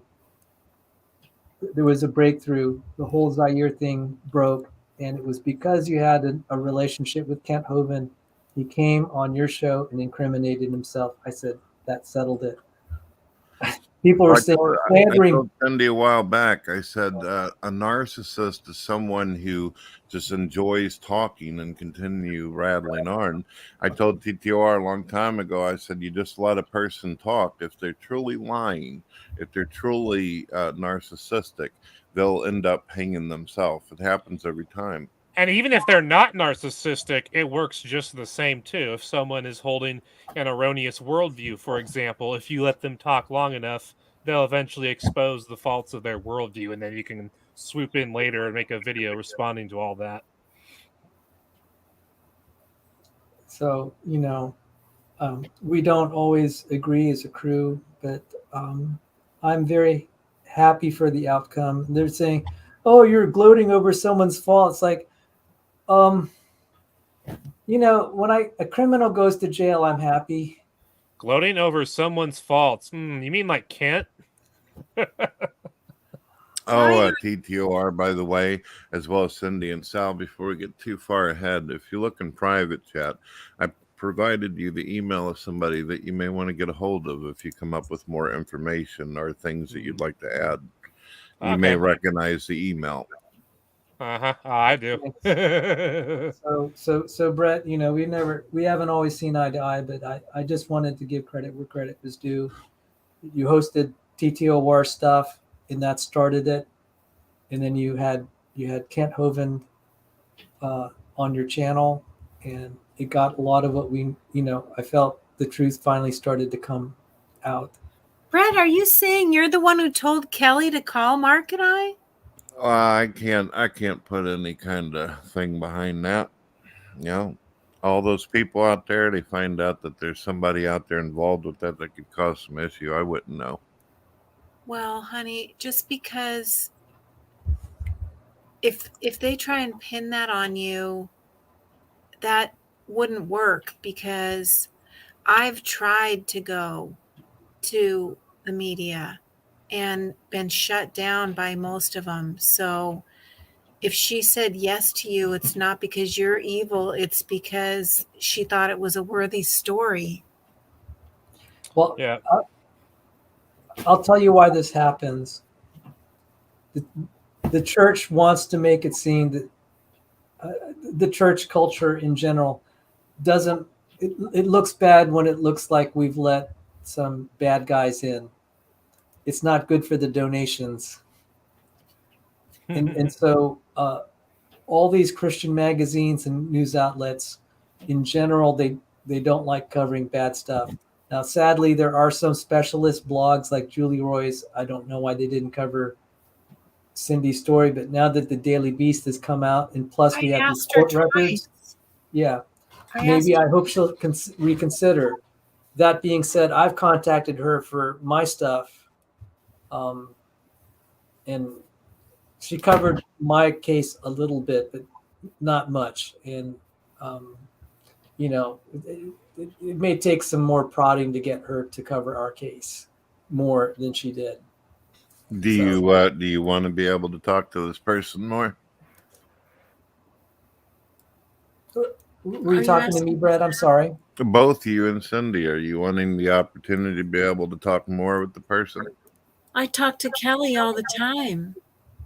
All you got to do, I would suggest, is simply do like TTOR does, and archive all the material, make sure it's organized, really easy to be able to understand what's happening. One thing that's really great about TTOR and the way he presents things is he makes sure that you understand who's being talked about. Sometimes when people are under a lot of anxiety and stress and they're trying to provide evidence, they forget that the person they're talking to doesn't know who all the people are or what's being actually discussed. They're hearing the action or the consequence that happened, but they're not fully getting that. So TTOR, he's just watch his archive videos if you haven't already. The way he does that is systematic. It's easy to understand, and boom. Turns out all those years in McMinnville going to school for journalism paid off. Yes.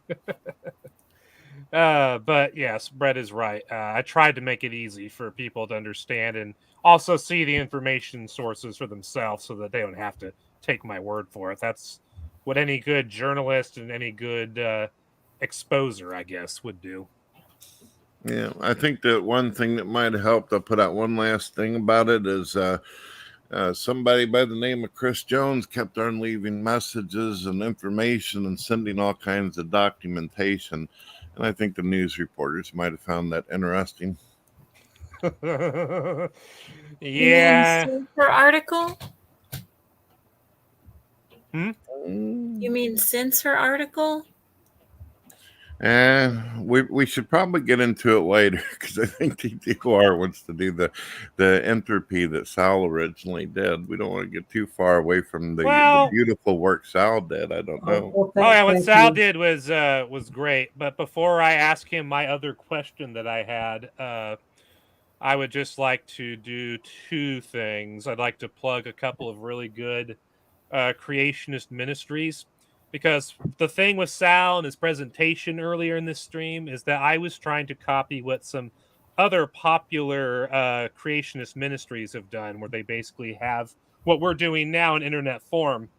They get together, they have a speaker give a presentation on a scientific topic that's related to creationism, and then after that's been done, they have like what we're doing now, like a time to talk about not only the presentation that was shared, but also about other stuff as well.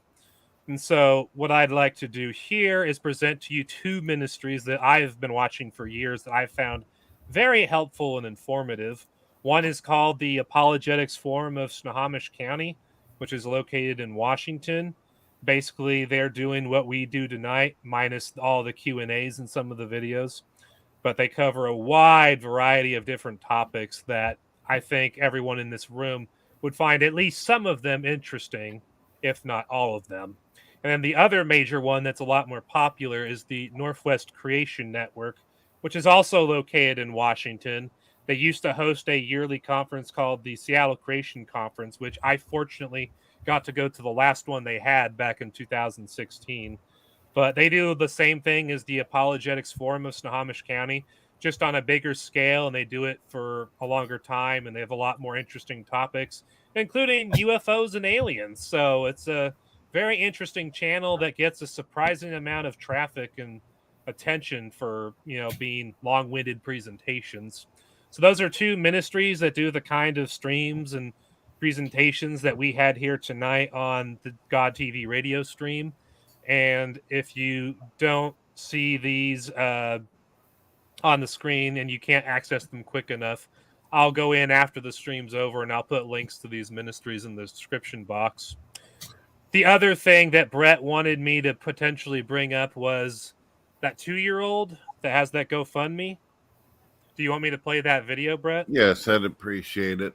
And it would also go along with the conversation. Mr. Sal was talking about a genetic breakdown and all that. And unfortunately, what TTOR is about to show you is a perfect example of this. And I'm trying to get support for this baby that's suffering from cancer. So go ahead when you're ready. All right. And then... Oh, hold on. Let me make sure I clicked share audio first, because it would be embarrassing to not have audio. All right, so you share audio, entire screen. All right, back here. All right. And gentlemen, my name is Brett Keene from GodTVRadio. And today we're going to be showing a GoFundMe, Addie's journey through neuroblastoma. Amanda Fuller is organizing this fundraiser on behalf of Adeline Reckwell. Hi, I am the auntie of little Miss Adeline. I've created this GoFundMe to support Adeline. She is just 2 years old on her journey of fighting childhood cancer. She is such a happy, smart, cheeky sass queen, but is in for a tough battle. I will paste a link to her Facebook page created by her mom so you can follow her fight. Addie's got this. She's going to kick cancer's ass. If this isn't something you can do right now, I also ask you to please go and donate blood. Addie will need so much to help her kick its ass. It's the least we can do to help her and others. There's a Facebook link. If people want to come over and help her, you just click this. If you don't have any money, then you can click share and you can put a link out there. They're trying to raise at least $10,000. They have $3,250 at this point. Whatever you can do to help out this little girl. Okay. God bless. All righty. And if you could, Brett, in the private chat, please give me a link to her actual GoFundMe page, because I'm going to want to share that around social media after the stream. Okay. Yeah, it's in the comments of the video, but I'll grab it for you and make it easier for folks to get to it. All right, let's see. Appreciate you doing it, TTOR. No problemo. And while you're doing that, I did have one other question for Sal regarding his presentation, which seems so forever ago, but you brought up in passing the concept of zDNA, Sal, and I've actually never heard of zDNA, so I was hoping maybe you could explain what exactly zDNA is.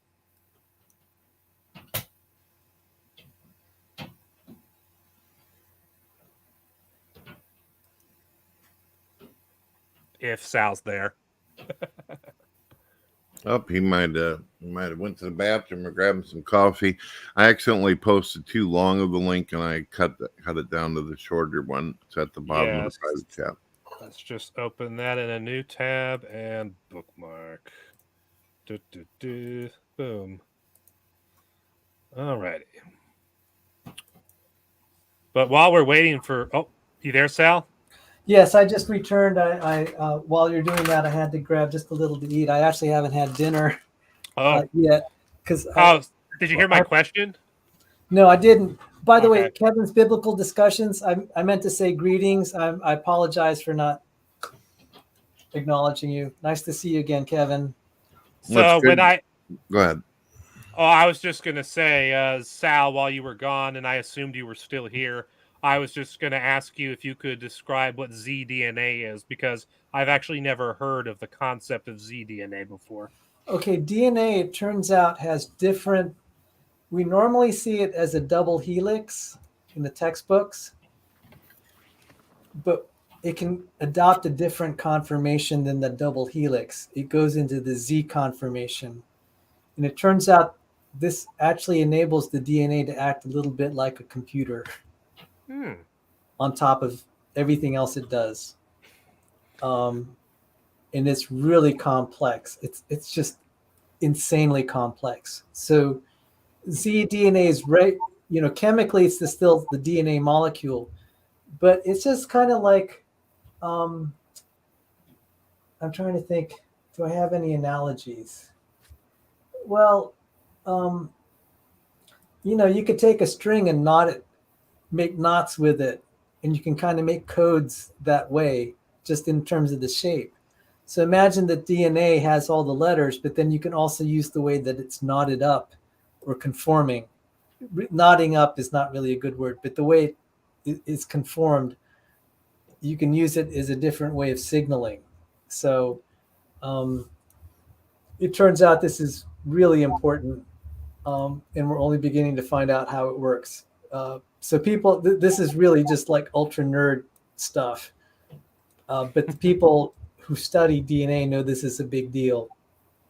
So the importance of this for intelligent design, a lot of times they want to cast people that believe in a creator God as stupid, but there continue to be more and more of us that are very, very well educated, that actually have real science degrees,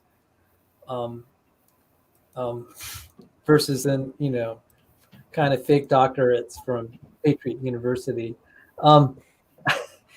And they're actually in positions of, you would not have known that they're creationists because they're so accomplished. So there was a Nobel Prize winner who became a creationist. He's a famous chemist, Richard Smalley. It turned out James Tour led him to Christ. And James Tour himself is a famous secular scientist, but also a great Christian.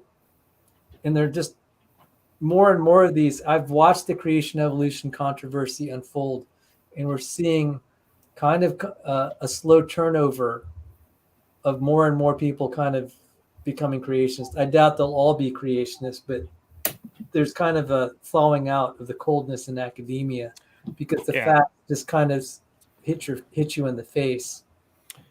Yeah, that's what I was going to point out, is that I've noticed just in my lifetime, in the 9 years almost that I've been a young Earth creationist, I've noticed that while evolutionists make up the majority of people in academia, and while they make up the majority of people in general as far as their belief on origins goes, I've noticed that the young Earth creationist crowd, while still a minority, it is not as small of a minority as people would like you to believe. And it's a minority that ebbs and flows, but sometimes it grows. And we do see a bit of growth here and there in recent years in that young Earth creationist community that I'm a part of. Yes, and there are a lot of old Earth creationists, and that's important because they're not pure evolutionists. They may believe in billions of years, but they think that God worked miraculous acts to bring about creatures, especially humans. So I've asked some of them, because I used to be an old Earth creationist. So both Dr. Stanford and I, we were in our own independently, were theistic evolutionists, and then became old Earth creationists, and then young Earth creationists. And so the old Earth creationist community, I think they have a lot of the important essentials right, that there's a miracle, and therefore there had to be a miracle maker, and there's a creator. So Brett believes in long ages, but I think he believes in creation, and I'm thrilled about that. Yeah, that is usually the first step towards becoming a young Earth creationist, is having that down first. Yeah. And you know that I've been a theist for a few years and all that, and you know that I've sought out all kinds of different communities, and just haven't got around to getting me into that yet. But as long as I go for Jesus, all right. Yeah, exactly. Well, one of the things that I find entertaining and interesting about the Young Earth Creationist ministries that you don't hear about, like Northwest Creation Network, Apologetics Forum of Snohomish County, or the Institute for Creation Science that I used to film presentations for from 2015 to 17. A lot of these people either are accomplished researchers and engineers and scientists like Sal, or they are retired versions of those, or they're people who necessarily aren't those, but they have a high interest in those topics, and they do an insane amount of research to the point where they can pass themselves off as someone like that. It's amazing for me, having watched all these guys on the internet and seen a lot of them in person over the years, that this particular part of the YEC movement is really smart and well read, and they're very humble for the most part. And they don't engage in any of the shenanigans that the more well-known elements of the YEC movement are known for, like the Hovind crowd or the AIG crowd or the ICR crowd or Creation International crowd, the ones you typically hear about on the internet. The ones you don't hear about on the internet, to me, are the most fascinating, because they present so much good information on a wide variety of topics, and you just don't hear a lot of that. I think that Sal presents a really, really good argument for a young Earth, though. Most of the people that I've listened to who suggest that the Earth is young, they try to go with the whole biblical genealogy thing, but Sal showing scientific evidence of actual information in our bodies breaking down. And what this tells me is that we couldn't have existed for hundreds of thousands of years under that type of condition of genetic entropy. So that really will make me ponder, Sal, what you've given. You've actually given some information. I'm not trying to say that I'm like devaluing the Bible, but by someone just pointing at a chart and saying, well, this guy was 900 years and this guy and all this, trying to add that up, knowing that there's still translations that are being worked on. There's books that have also been removed out of the Bible. I have a hard time following something that has been admitted and confided in as to being messed with or tampered with in such a way. You understand what I'm getting at? But your information's great. Yeah, I understand that. And actually, that's one of the things that I really liked about Sal's presentation, is because if we go with a billions of years worldview, genetic entropy becomes a real problem. But if the Earth and universe are only 6,000 years old, like the straightforward and contextual reading of the Bible says, well, then genetic entropy is not as big of a problem, if it's even a problem at all, because we haven't been around long enough for it to become a really serious problem. There's another thing too, TTOR, and you guys didn't bring it up, but it has been something I looked into because I found it fascinating. I was wondering to myself that if life has existed for billions of years or even millions of years, now they claim even during the Cambrian period there was some huge explosion of diversity of life. So if you were to add all that up scientifically with all this, it should be to the point, if this is all true, that the moment me or Cindy or yourself walks out the doorway of our homes, we should be tripping over bones every direction we go, if it actually lasted that long. Yeah, exactly. And that was the point I actually was trying to make to the Raging Atheist on your show earlier today, is that when you look at that Cambrian explosion and you see all the major or most of the major animals and animal groups entering the fossil record fully developed as is, with no evidence of any prior evolutionary history. Douglas Futuyima, a diehard evolutionist, said in 1983, Evolution on Trial, I think was his book, that if if creationism was true, that the fossil record would look exactly like that. And then Richard Dawkins came along when the Blind Watchmaker a few years later and confirmed that's exactly what the fossil record looks like, and creationists are probably delighted by this. You know, TTOR and you and Sal were talking about how humanity is getting more dumb and dumb, and I can assure you, being on the earth for 46 years, that is definitely verified. But another thing, a lot of these, I don't want to cause any atheists to cry or get all upset over this, but I think that whenever I'm talking to some of them, they actually believe that scientists are literally digging a hole and pulling out an entire fossil body. They don't realize a lot of these museums are taking little fragments and then they run it through computers and try to come up with an idea of what may have went with it, and they create false parts in order to create their Jurassic Park version of this. They don't realize that. It's like they think it's just all set up pretty waiting for them. They don't realize the aggravation and years that go into this. And that's one of the things that my creationist friend, Dr. J.D. Mitchell, specializes in as far as his approach to apologetics. He has a special interest in fossils and fossil beds, and that's one of the things he points out too in his book, The Creation Dialogues, is that most fossils are just bits of bones that people find in the ground in like giant piles, like grave piles almost, of just these bones all smashed and jumbled together. And basically it takes a lot of effort and thinking and trying and even make heads or tails of how they could possibly even connect with each other if they're even from the same animal and stuff like that. So Brett's right about that. It's a very messy business in the fossil world. TTOR, I don't know if you remember, a couple shows back, I was talking with an atheist, and he was going into exactly what we're talking about.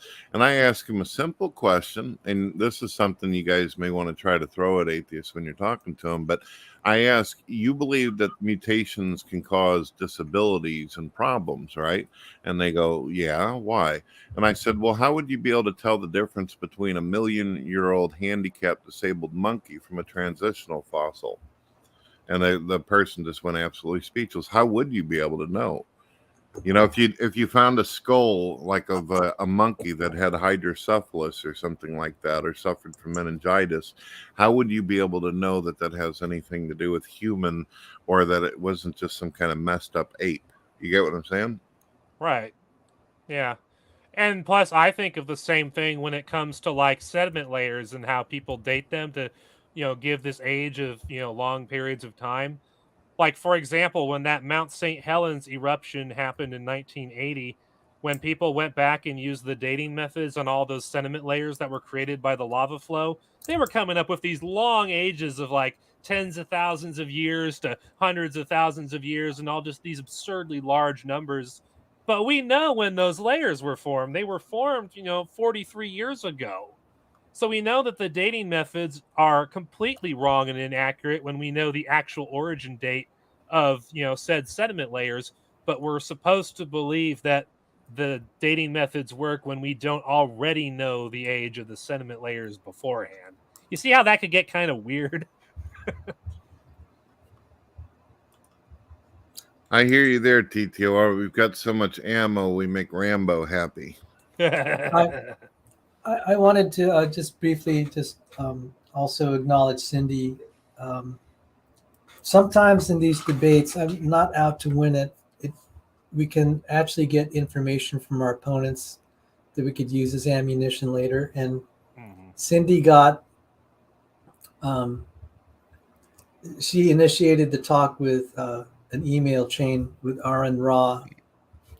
And he was the one who admitted there's no effing common ancestor for all proteins. I'm like, dude, you just gave away. Which is the opposite of evolution theory. Evolution theory teaches that everything has a single universal common ancestor. Yeah. So thank you, Cindy. When he said that, he literally refuted his own worldview.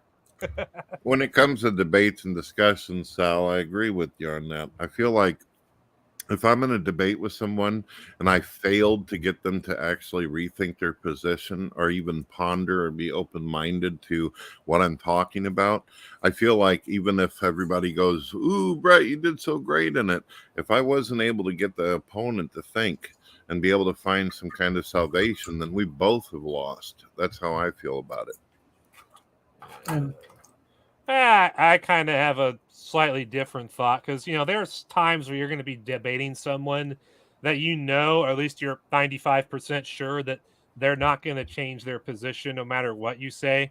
And so when I find myself in that scenario, I mainly think about the people who are watching from the outside and how they're going to potentially view what we're saying. And so a lot of times when I make my videos providing information, I'm just thinking of maybe the audience of someone that we would debate against instead of the person themselves. Because a lot of times those people, the creators we respond to, like the YouTube atheists and whatnot, they're so invested in their position and what they've been saying and doing that it's really unlikely that they're going to change their minds at this point in the game. And so I tend to think about reaching their audience when I make videos like the ones I do. And that's an excellent point, because most of the time we're going to end up against professional atheists who make a living off of the concept that there no being a god type of deal. So yeah, reach for the audience. That's the way to do it.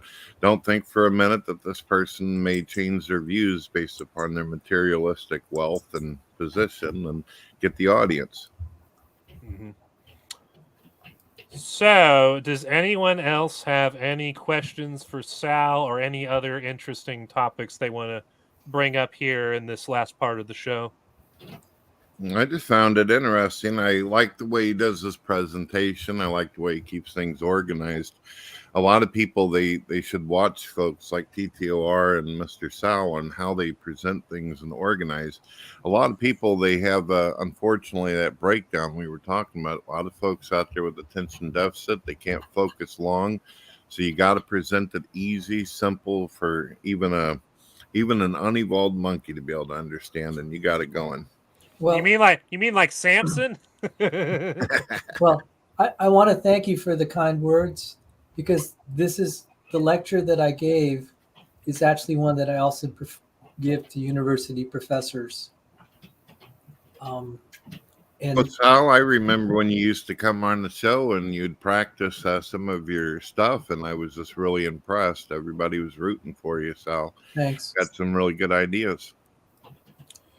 So, well, thank you. Well, see, the practice helped me move along. And so that what you got to see today was kind of some of the stuff that you saw today was the stuff that I practiced on your channel. And I went back and cleaned it up and did it a few times over. So thank you. Sal, there is one question I see here in the comments that I forgot to bring up to you earlier. It'll be your last question to answer before we transition to the end. This person said, I have a question. The Bible has certain verses such as they were, so that shall they be. Ecclesiastes 1:9. In the realm of genetic sciences, is regeneration also possible? Regeneration of the genome can only happen through a miracle of God. In fact, I will tell you, John Sanford, even though he's a genetic engineer, people said, well, why don't we just re-engineer the human genome and then we'll be fine? And he said, the complexity of doing that's going to be tremendously difficult. It also will raise a lot of ethical concerns, because a living human you can't do that with. Maybe you could try to genetically engineer a new human, but look at all the things, all the you're going to have so many failures. You're going to be, for every maybe slightly improved human, you could have hundreds of fetuses you're going to abort, or who, if they're born, they will have horrendous birth defects. So can we get regeneration of the genome? Only a miracle of God. That being said, if you have a functioning genome, you actually do see regeneration of your cells. So like when you get a cut, you can get healed. And so what has happened is, in certain animals, and this is very mysterious, they can regenerate their limbs and a lot of things. I would say that after the fall, this is just a theological speculation, we lost a lot of abilities, including the ability to regenerate our limbs. We do know there are creatures that are immortal. I mean, immortal in the sense they don't age. Now, if they get killed by an accident or starvation, they die. But they will live, as far as we can tell, they will live forever. Also, there is these quirks of cells that we have kept of people that have died, but the cells are immortal. They're called immortalized cell lines. So there are all these strange things that hint that we did have the capability at one time to regenerate a lot of things. And it's no longer with us. It looks like something switched it off. And man does not live longer than 120 years. Yepers. What creature lives forever, Sal? Hydra. A What's that? hydra. It's being studied intensely because we're trying to understand the aging process, and it's mysterious. So look up the hydra. Okay. How do we know that it's been here since the beginning and never died? Yeah. So just type the word hydra immortal, and you'll get a lot of articles. And so this also does tell me, I think we really did have a fall, and man was designed to live forever. And the little hints of this. You mean like the Bible says? What? Yeah, like what the Bible says. By the way, thanks for joining, Cindy. I thought this would be too late. I was a pleasant surprise when I found out you joined. I gave her some warning ahead of time. I honestly, I didn't think I was going to have time for this, but since Justin invited me in the middle of the week, I said I have to find a way to make time for him because he came to your defense 2 weeks ago, and I really appreciated what he did. Yeah, I feel the same way. Yeah, you're a stand-up guy, Justin. Thank you so much for that. Thank you. Because the night before Cindy called, and I'm like, you hardly ever call me, this time, and she was just practically crying. She said, Joanna's saying all these awful things and then making all these videos about me, and you came through, and then a week later, Hovind's YouTube channels were shut down, and I said, God, thank you, because this is really hurting Cindy's feeling. The irony of that timing, I will admit, is pretty darn hilarious. It's almost like God has a sense of humor. Like we do that big old collab where it's you, me, and Mark Stoney, and Cindy, and we have the response to all the slander that Kent and Joanna were saying in that one stream, and then literally a week later, that Daily Beast article comes out. In between the two, Matt Powell leaves DAL, and then after that article comes out from the Daily Beast, Kent's got his 2 primary channels terminated from YouTube. I mean, just that series of events over the last couple of weeks has been quite hilarious to watch from the outside. It almost feels like a judgment of God of sorts, Well, TTR, it's not also just about the article and all the other stuff. There was one other thing too. For some reason, some of the folks are missing, and a lot of atheists are all over this. This is one thing that really angered them. Remember, whenever I questioned Kent about the homosexuality stuff and Matt Powell? Yeah. Oh, that set the atheist community on fire. You're right. He basically shot himself on that. Fill me in on this. Now you got my interest. This is the most interesting thing. If you want my version of it, Sal, just go to my YouTube channel and you will see both a video responding to Kent Hovind on that topic and one responding to Matt Powell on that topic after Matt left Brett Keane a nasty voice message. Yeah, Matt Powell ended up leaving me a message on my phone because he was angry at me because I went against him over the homosexuality. Matt Powell thinks that the government should execute homosexuals, and I basically rebuked him in a Brett Keane type fashion. He did not like that, so he called me up and called them FAGGOTS. He said they bang animals, everything that you can think of. It was horrible, and I put that out there. And then he said they were pedophiles. And he also said that Brett was a pedo enabler, and that people like Brett were responsible for everything that's wrong in America and the world right now. And I responded to him. I responded to him with, "That's fascinating, being that you're hanging out down there with a bunch of pedophiles there, sir." and that really set him into commotion. Hello. Right. So then Kent Hovind ended up coming on that last show. I don't know if you guys had an opportunity to see it. It's on the radio. You can actually watch it here at TTOR. Seen it, and he actually reviewed it. Great video, by the way, TTR. So what happens is I said to Kent, I said, do you agree with Matt Powell? And Kent went into this big old thing about how homosexuals are. They lay with animals. They're like sewage, parasites, viruses, and that set the atheist community on fire. That's all that was needed. I just kind of sat back and I was like, man, this guy, why don't I just throw him another shovel so he can just dig the rest of his grave? Kind of like what you were saying earlier, just let him talk. Yeah. You should watch it. I'm like, oh, really? Wow. So I did. That video, though, where he went on to Dino Adventureland after his main channel got shut down, and he started talking about, oh, yeah, we're just going to buy back those subscribers. And I know atheists are going to say we're buying subs, but those subs were ours, yo.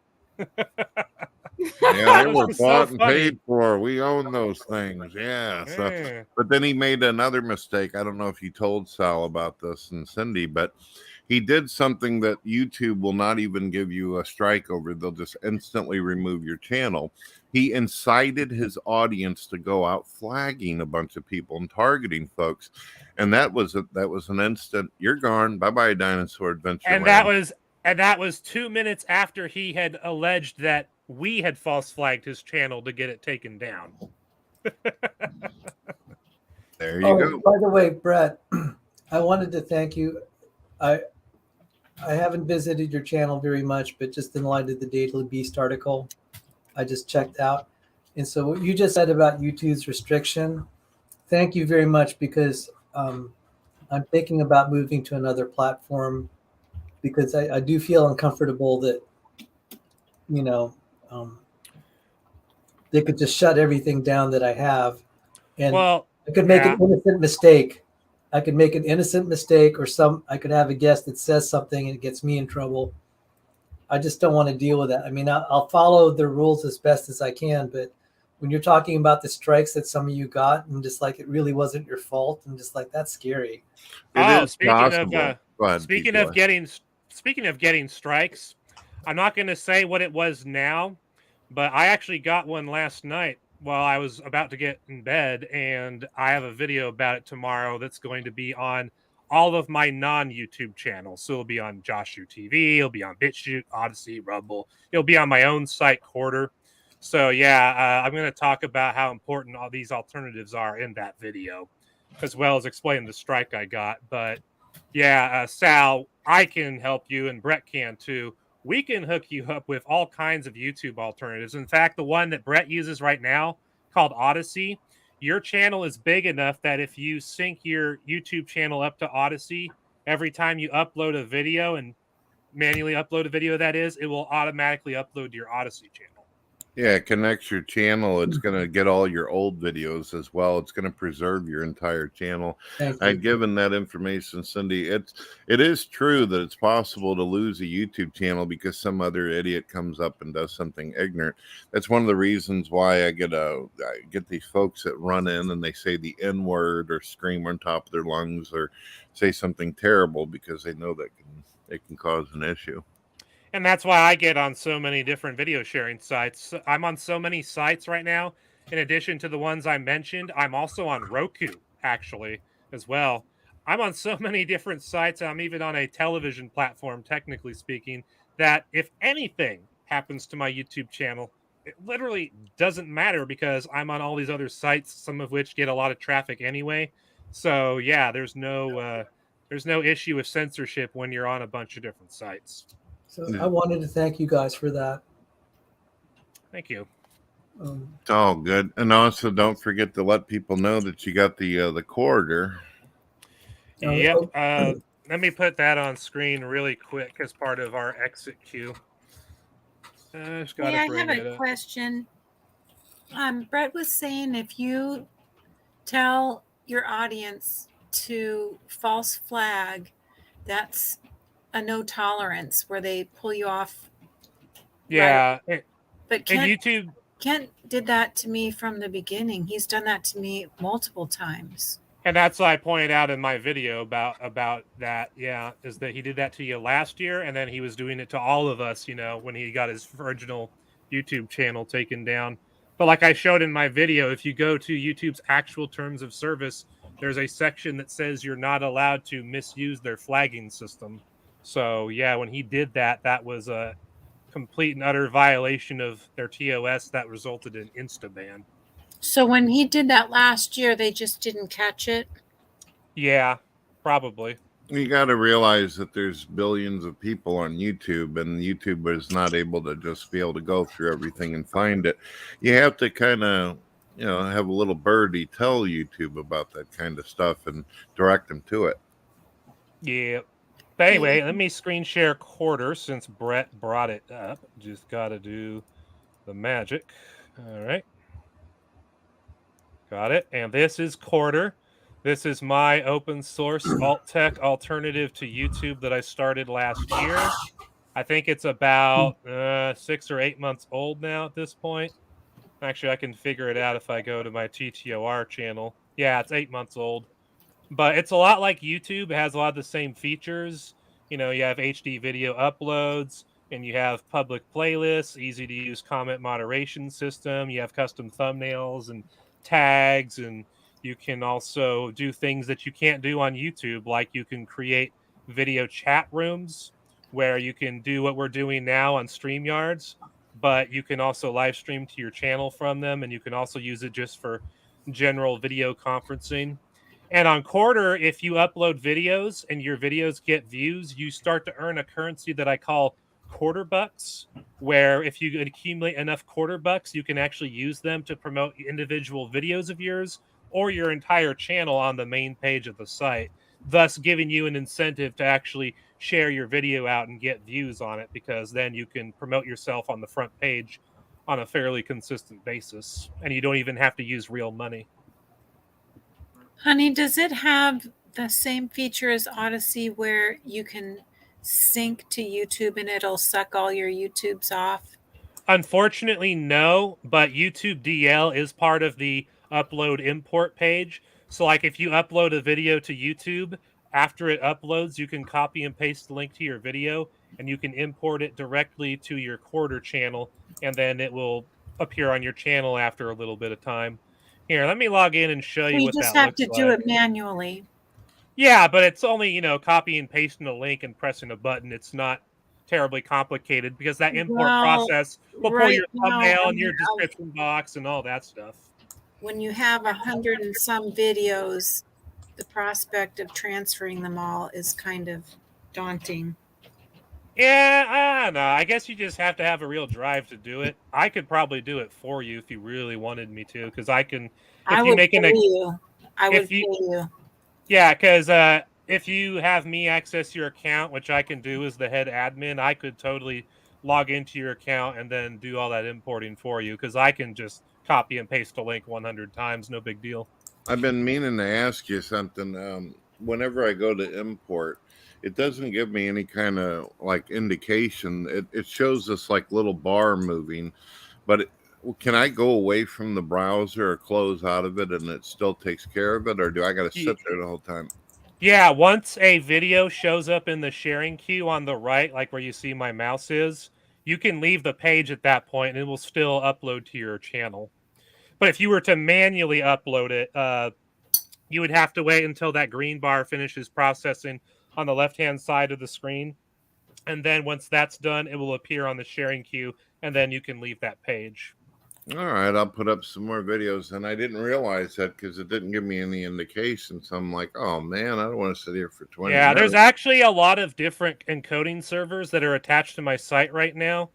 They all have their own specific URL. So one thing I'm going to do here soon on Quarter, specifically for the Quarter Creators channel, is I'm going to make a video showing how to upload videos, and I'm going to list the links of all of the different encoding servers that are currently attached to the site in the description box. So that way, if anyone on Quarter ever has trouble trying to upload a video on a server, they can just try another one until they find one that works or is not crowded.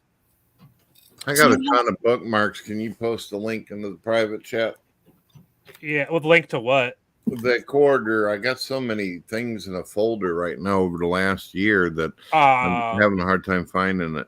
So here's the import video. So from file is where you would manually upload a video. Import video is where you would take like a YouTube link, for example. You would just pick a category that's available. You'd paste the link right here in the box, and then you would just click share. And then after a little bit, the video would show up in the sharing queue and it would start to process. And it's just that easy. Do you have a limit on how long the video can be? No, but generally speaking, the smaller your video file is, the quicker it will process and upload. Yeah. So as long as you find a way to minimize your file size before you import, like if you were manually uploading, it should be fine. Yeah, because you can get some pretty long videos uploaded fairly quickly if the file size is small enough, depending upon the resolution and whether or not it's been compressed.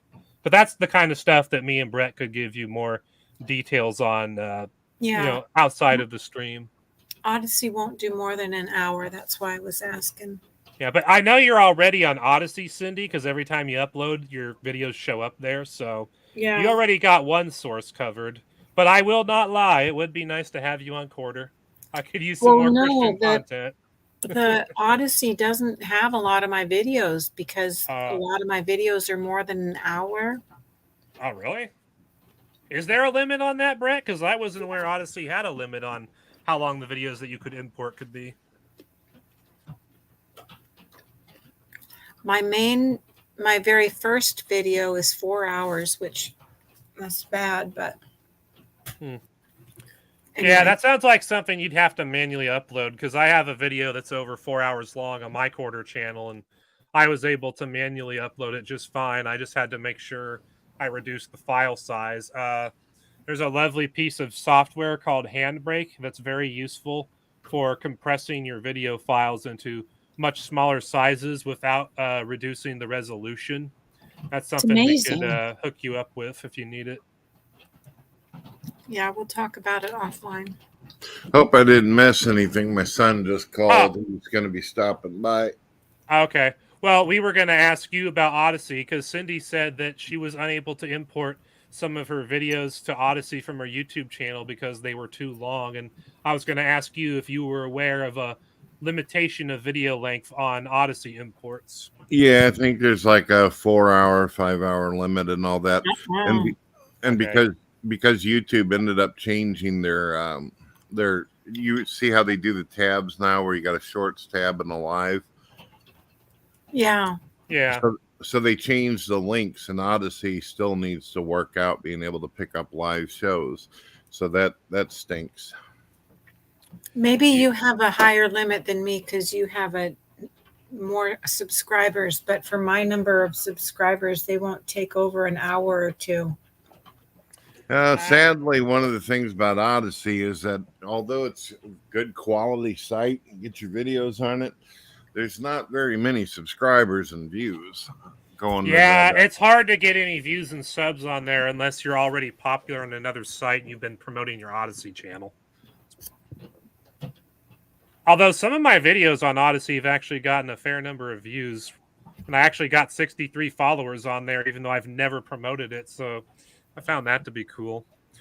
But now Quarter is my own baby because at the end of the day, I don't trust anyone to uphold my freedom of speech. So I just got my tech friend Josh to hook me up with his website hosting company. And he actually has his own version of Quarter called Joshu TV that uses the same script. And yeah, he helped me set this whole thing up. And I know he's not going to screw me over like other people would. So I got a pretty stable website here that's never going to censor us for wrongthink. I wondered if Josh Who TV was you. Oh yeah, I get confused because Josh and Justin both start with J. Okay, yeah, that's his baby. He is a tech, not guru, but like he's a tech expert as far as web development goes. Like he is one of the coolest people that I've ever met as far as, tech stuff goes. And I think Brett has met him a couple of times before, so I think he can testify to that too. Oh, a TTOR. Yeah. I put a link in the private chat for you. You and I starred on the Raging Atheist channel. Apparently, he grabbed the show where we're on it and everything, and Darth Dawkins put there. He doesn't have anything negative to say about us, but he definitely had that whole conversation where Darth was getting all over him. That was so weird and annoying. The atheist community thought it was funny how I dealt with Darth. I like Darth, I really do, but he is very dominant and controlling whenever he comes into a show. Yeah, he doesn't have a good sense of flow. He basically has an agenda, and he's not like willing to like actually hear someone out entirely and then react. Because I think he could do that if he wanted to. It's just wasn't him today. But anyway, I've seen. I know a lot of Christians when they see Darth in action. I've had people say, "Brad, why are you so patient with him and so cool?" And I said, "Look, man, you ain't seen what happens to Darth as well as Christian Hillbilly over on Discord. Those atheists try to tear you apart over on that program. So then they come to YouTube and they're still pissed off at the world for their treatment, and that's what we see happen." All right, so can you see what Sal's asking? Sal logged himself out by accident. Whoops. I did not see that. Oh, sorry. Sorry, Sal. I was looking at this other screen the whole time. Didn't realize that it happened. All right. Well, I just wanted to say goodbye. Because I'm running out of fuel. Really great to see you all. Brett, it's been a long time. Cindy, it's a pleasant surprise. I didn't expect to see you. I actually didn't expect to be doing anything Saturday. I feel kind of bad because I canceled out on Cindy. I said, we're not going to do molecular biology or cell biology. And here I am. I feel like I'm cheating on her by hanging out with you. You did. She I had caught no me. idea. Yeah, I had no idea about any of that. That's funny. Oh, there was something I was wanting to let Cindy know. Cindy, as you know, I gave you permission to grab my videos. It'd be easier for you instead of having to record your screen or do what you're doing. If you go to Odyssey, under any video that you're wanting, just click on the video, look under it, and there's a download button, and you can get it just as it is and edit it that way, and then you'll have really, really clean, nice videos then. What? Yeah. I noticed YouTube has a download button, but they do, but it costs money. Odyssey, I don't Okay. think charges you, do they? No, I've made it to where anybody can. All I ask is that anybody has permission to download my stuff, and they can re-upload it. But what they can't do is don't edit me out of context. Don't make it look like I'm a manatee singing about being a homosexual or something like some people do. Dang it! I really wanted to do that. In the private chat, I put the link to Quarter, Cindy, and I think Sal's actually already on Quarter. He just hasn't used his account there. Just a technical thing. I had a little bit of music in that recording of John Sanford. Don't worry, that is Creative Commons licensed music. Okay.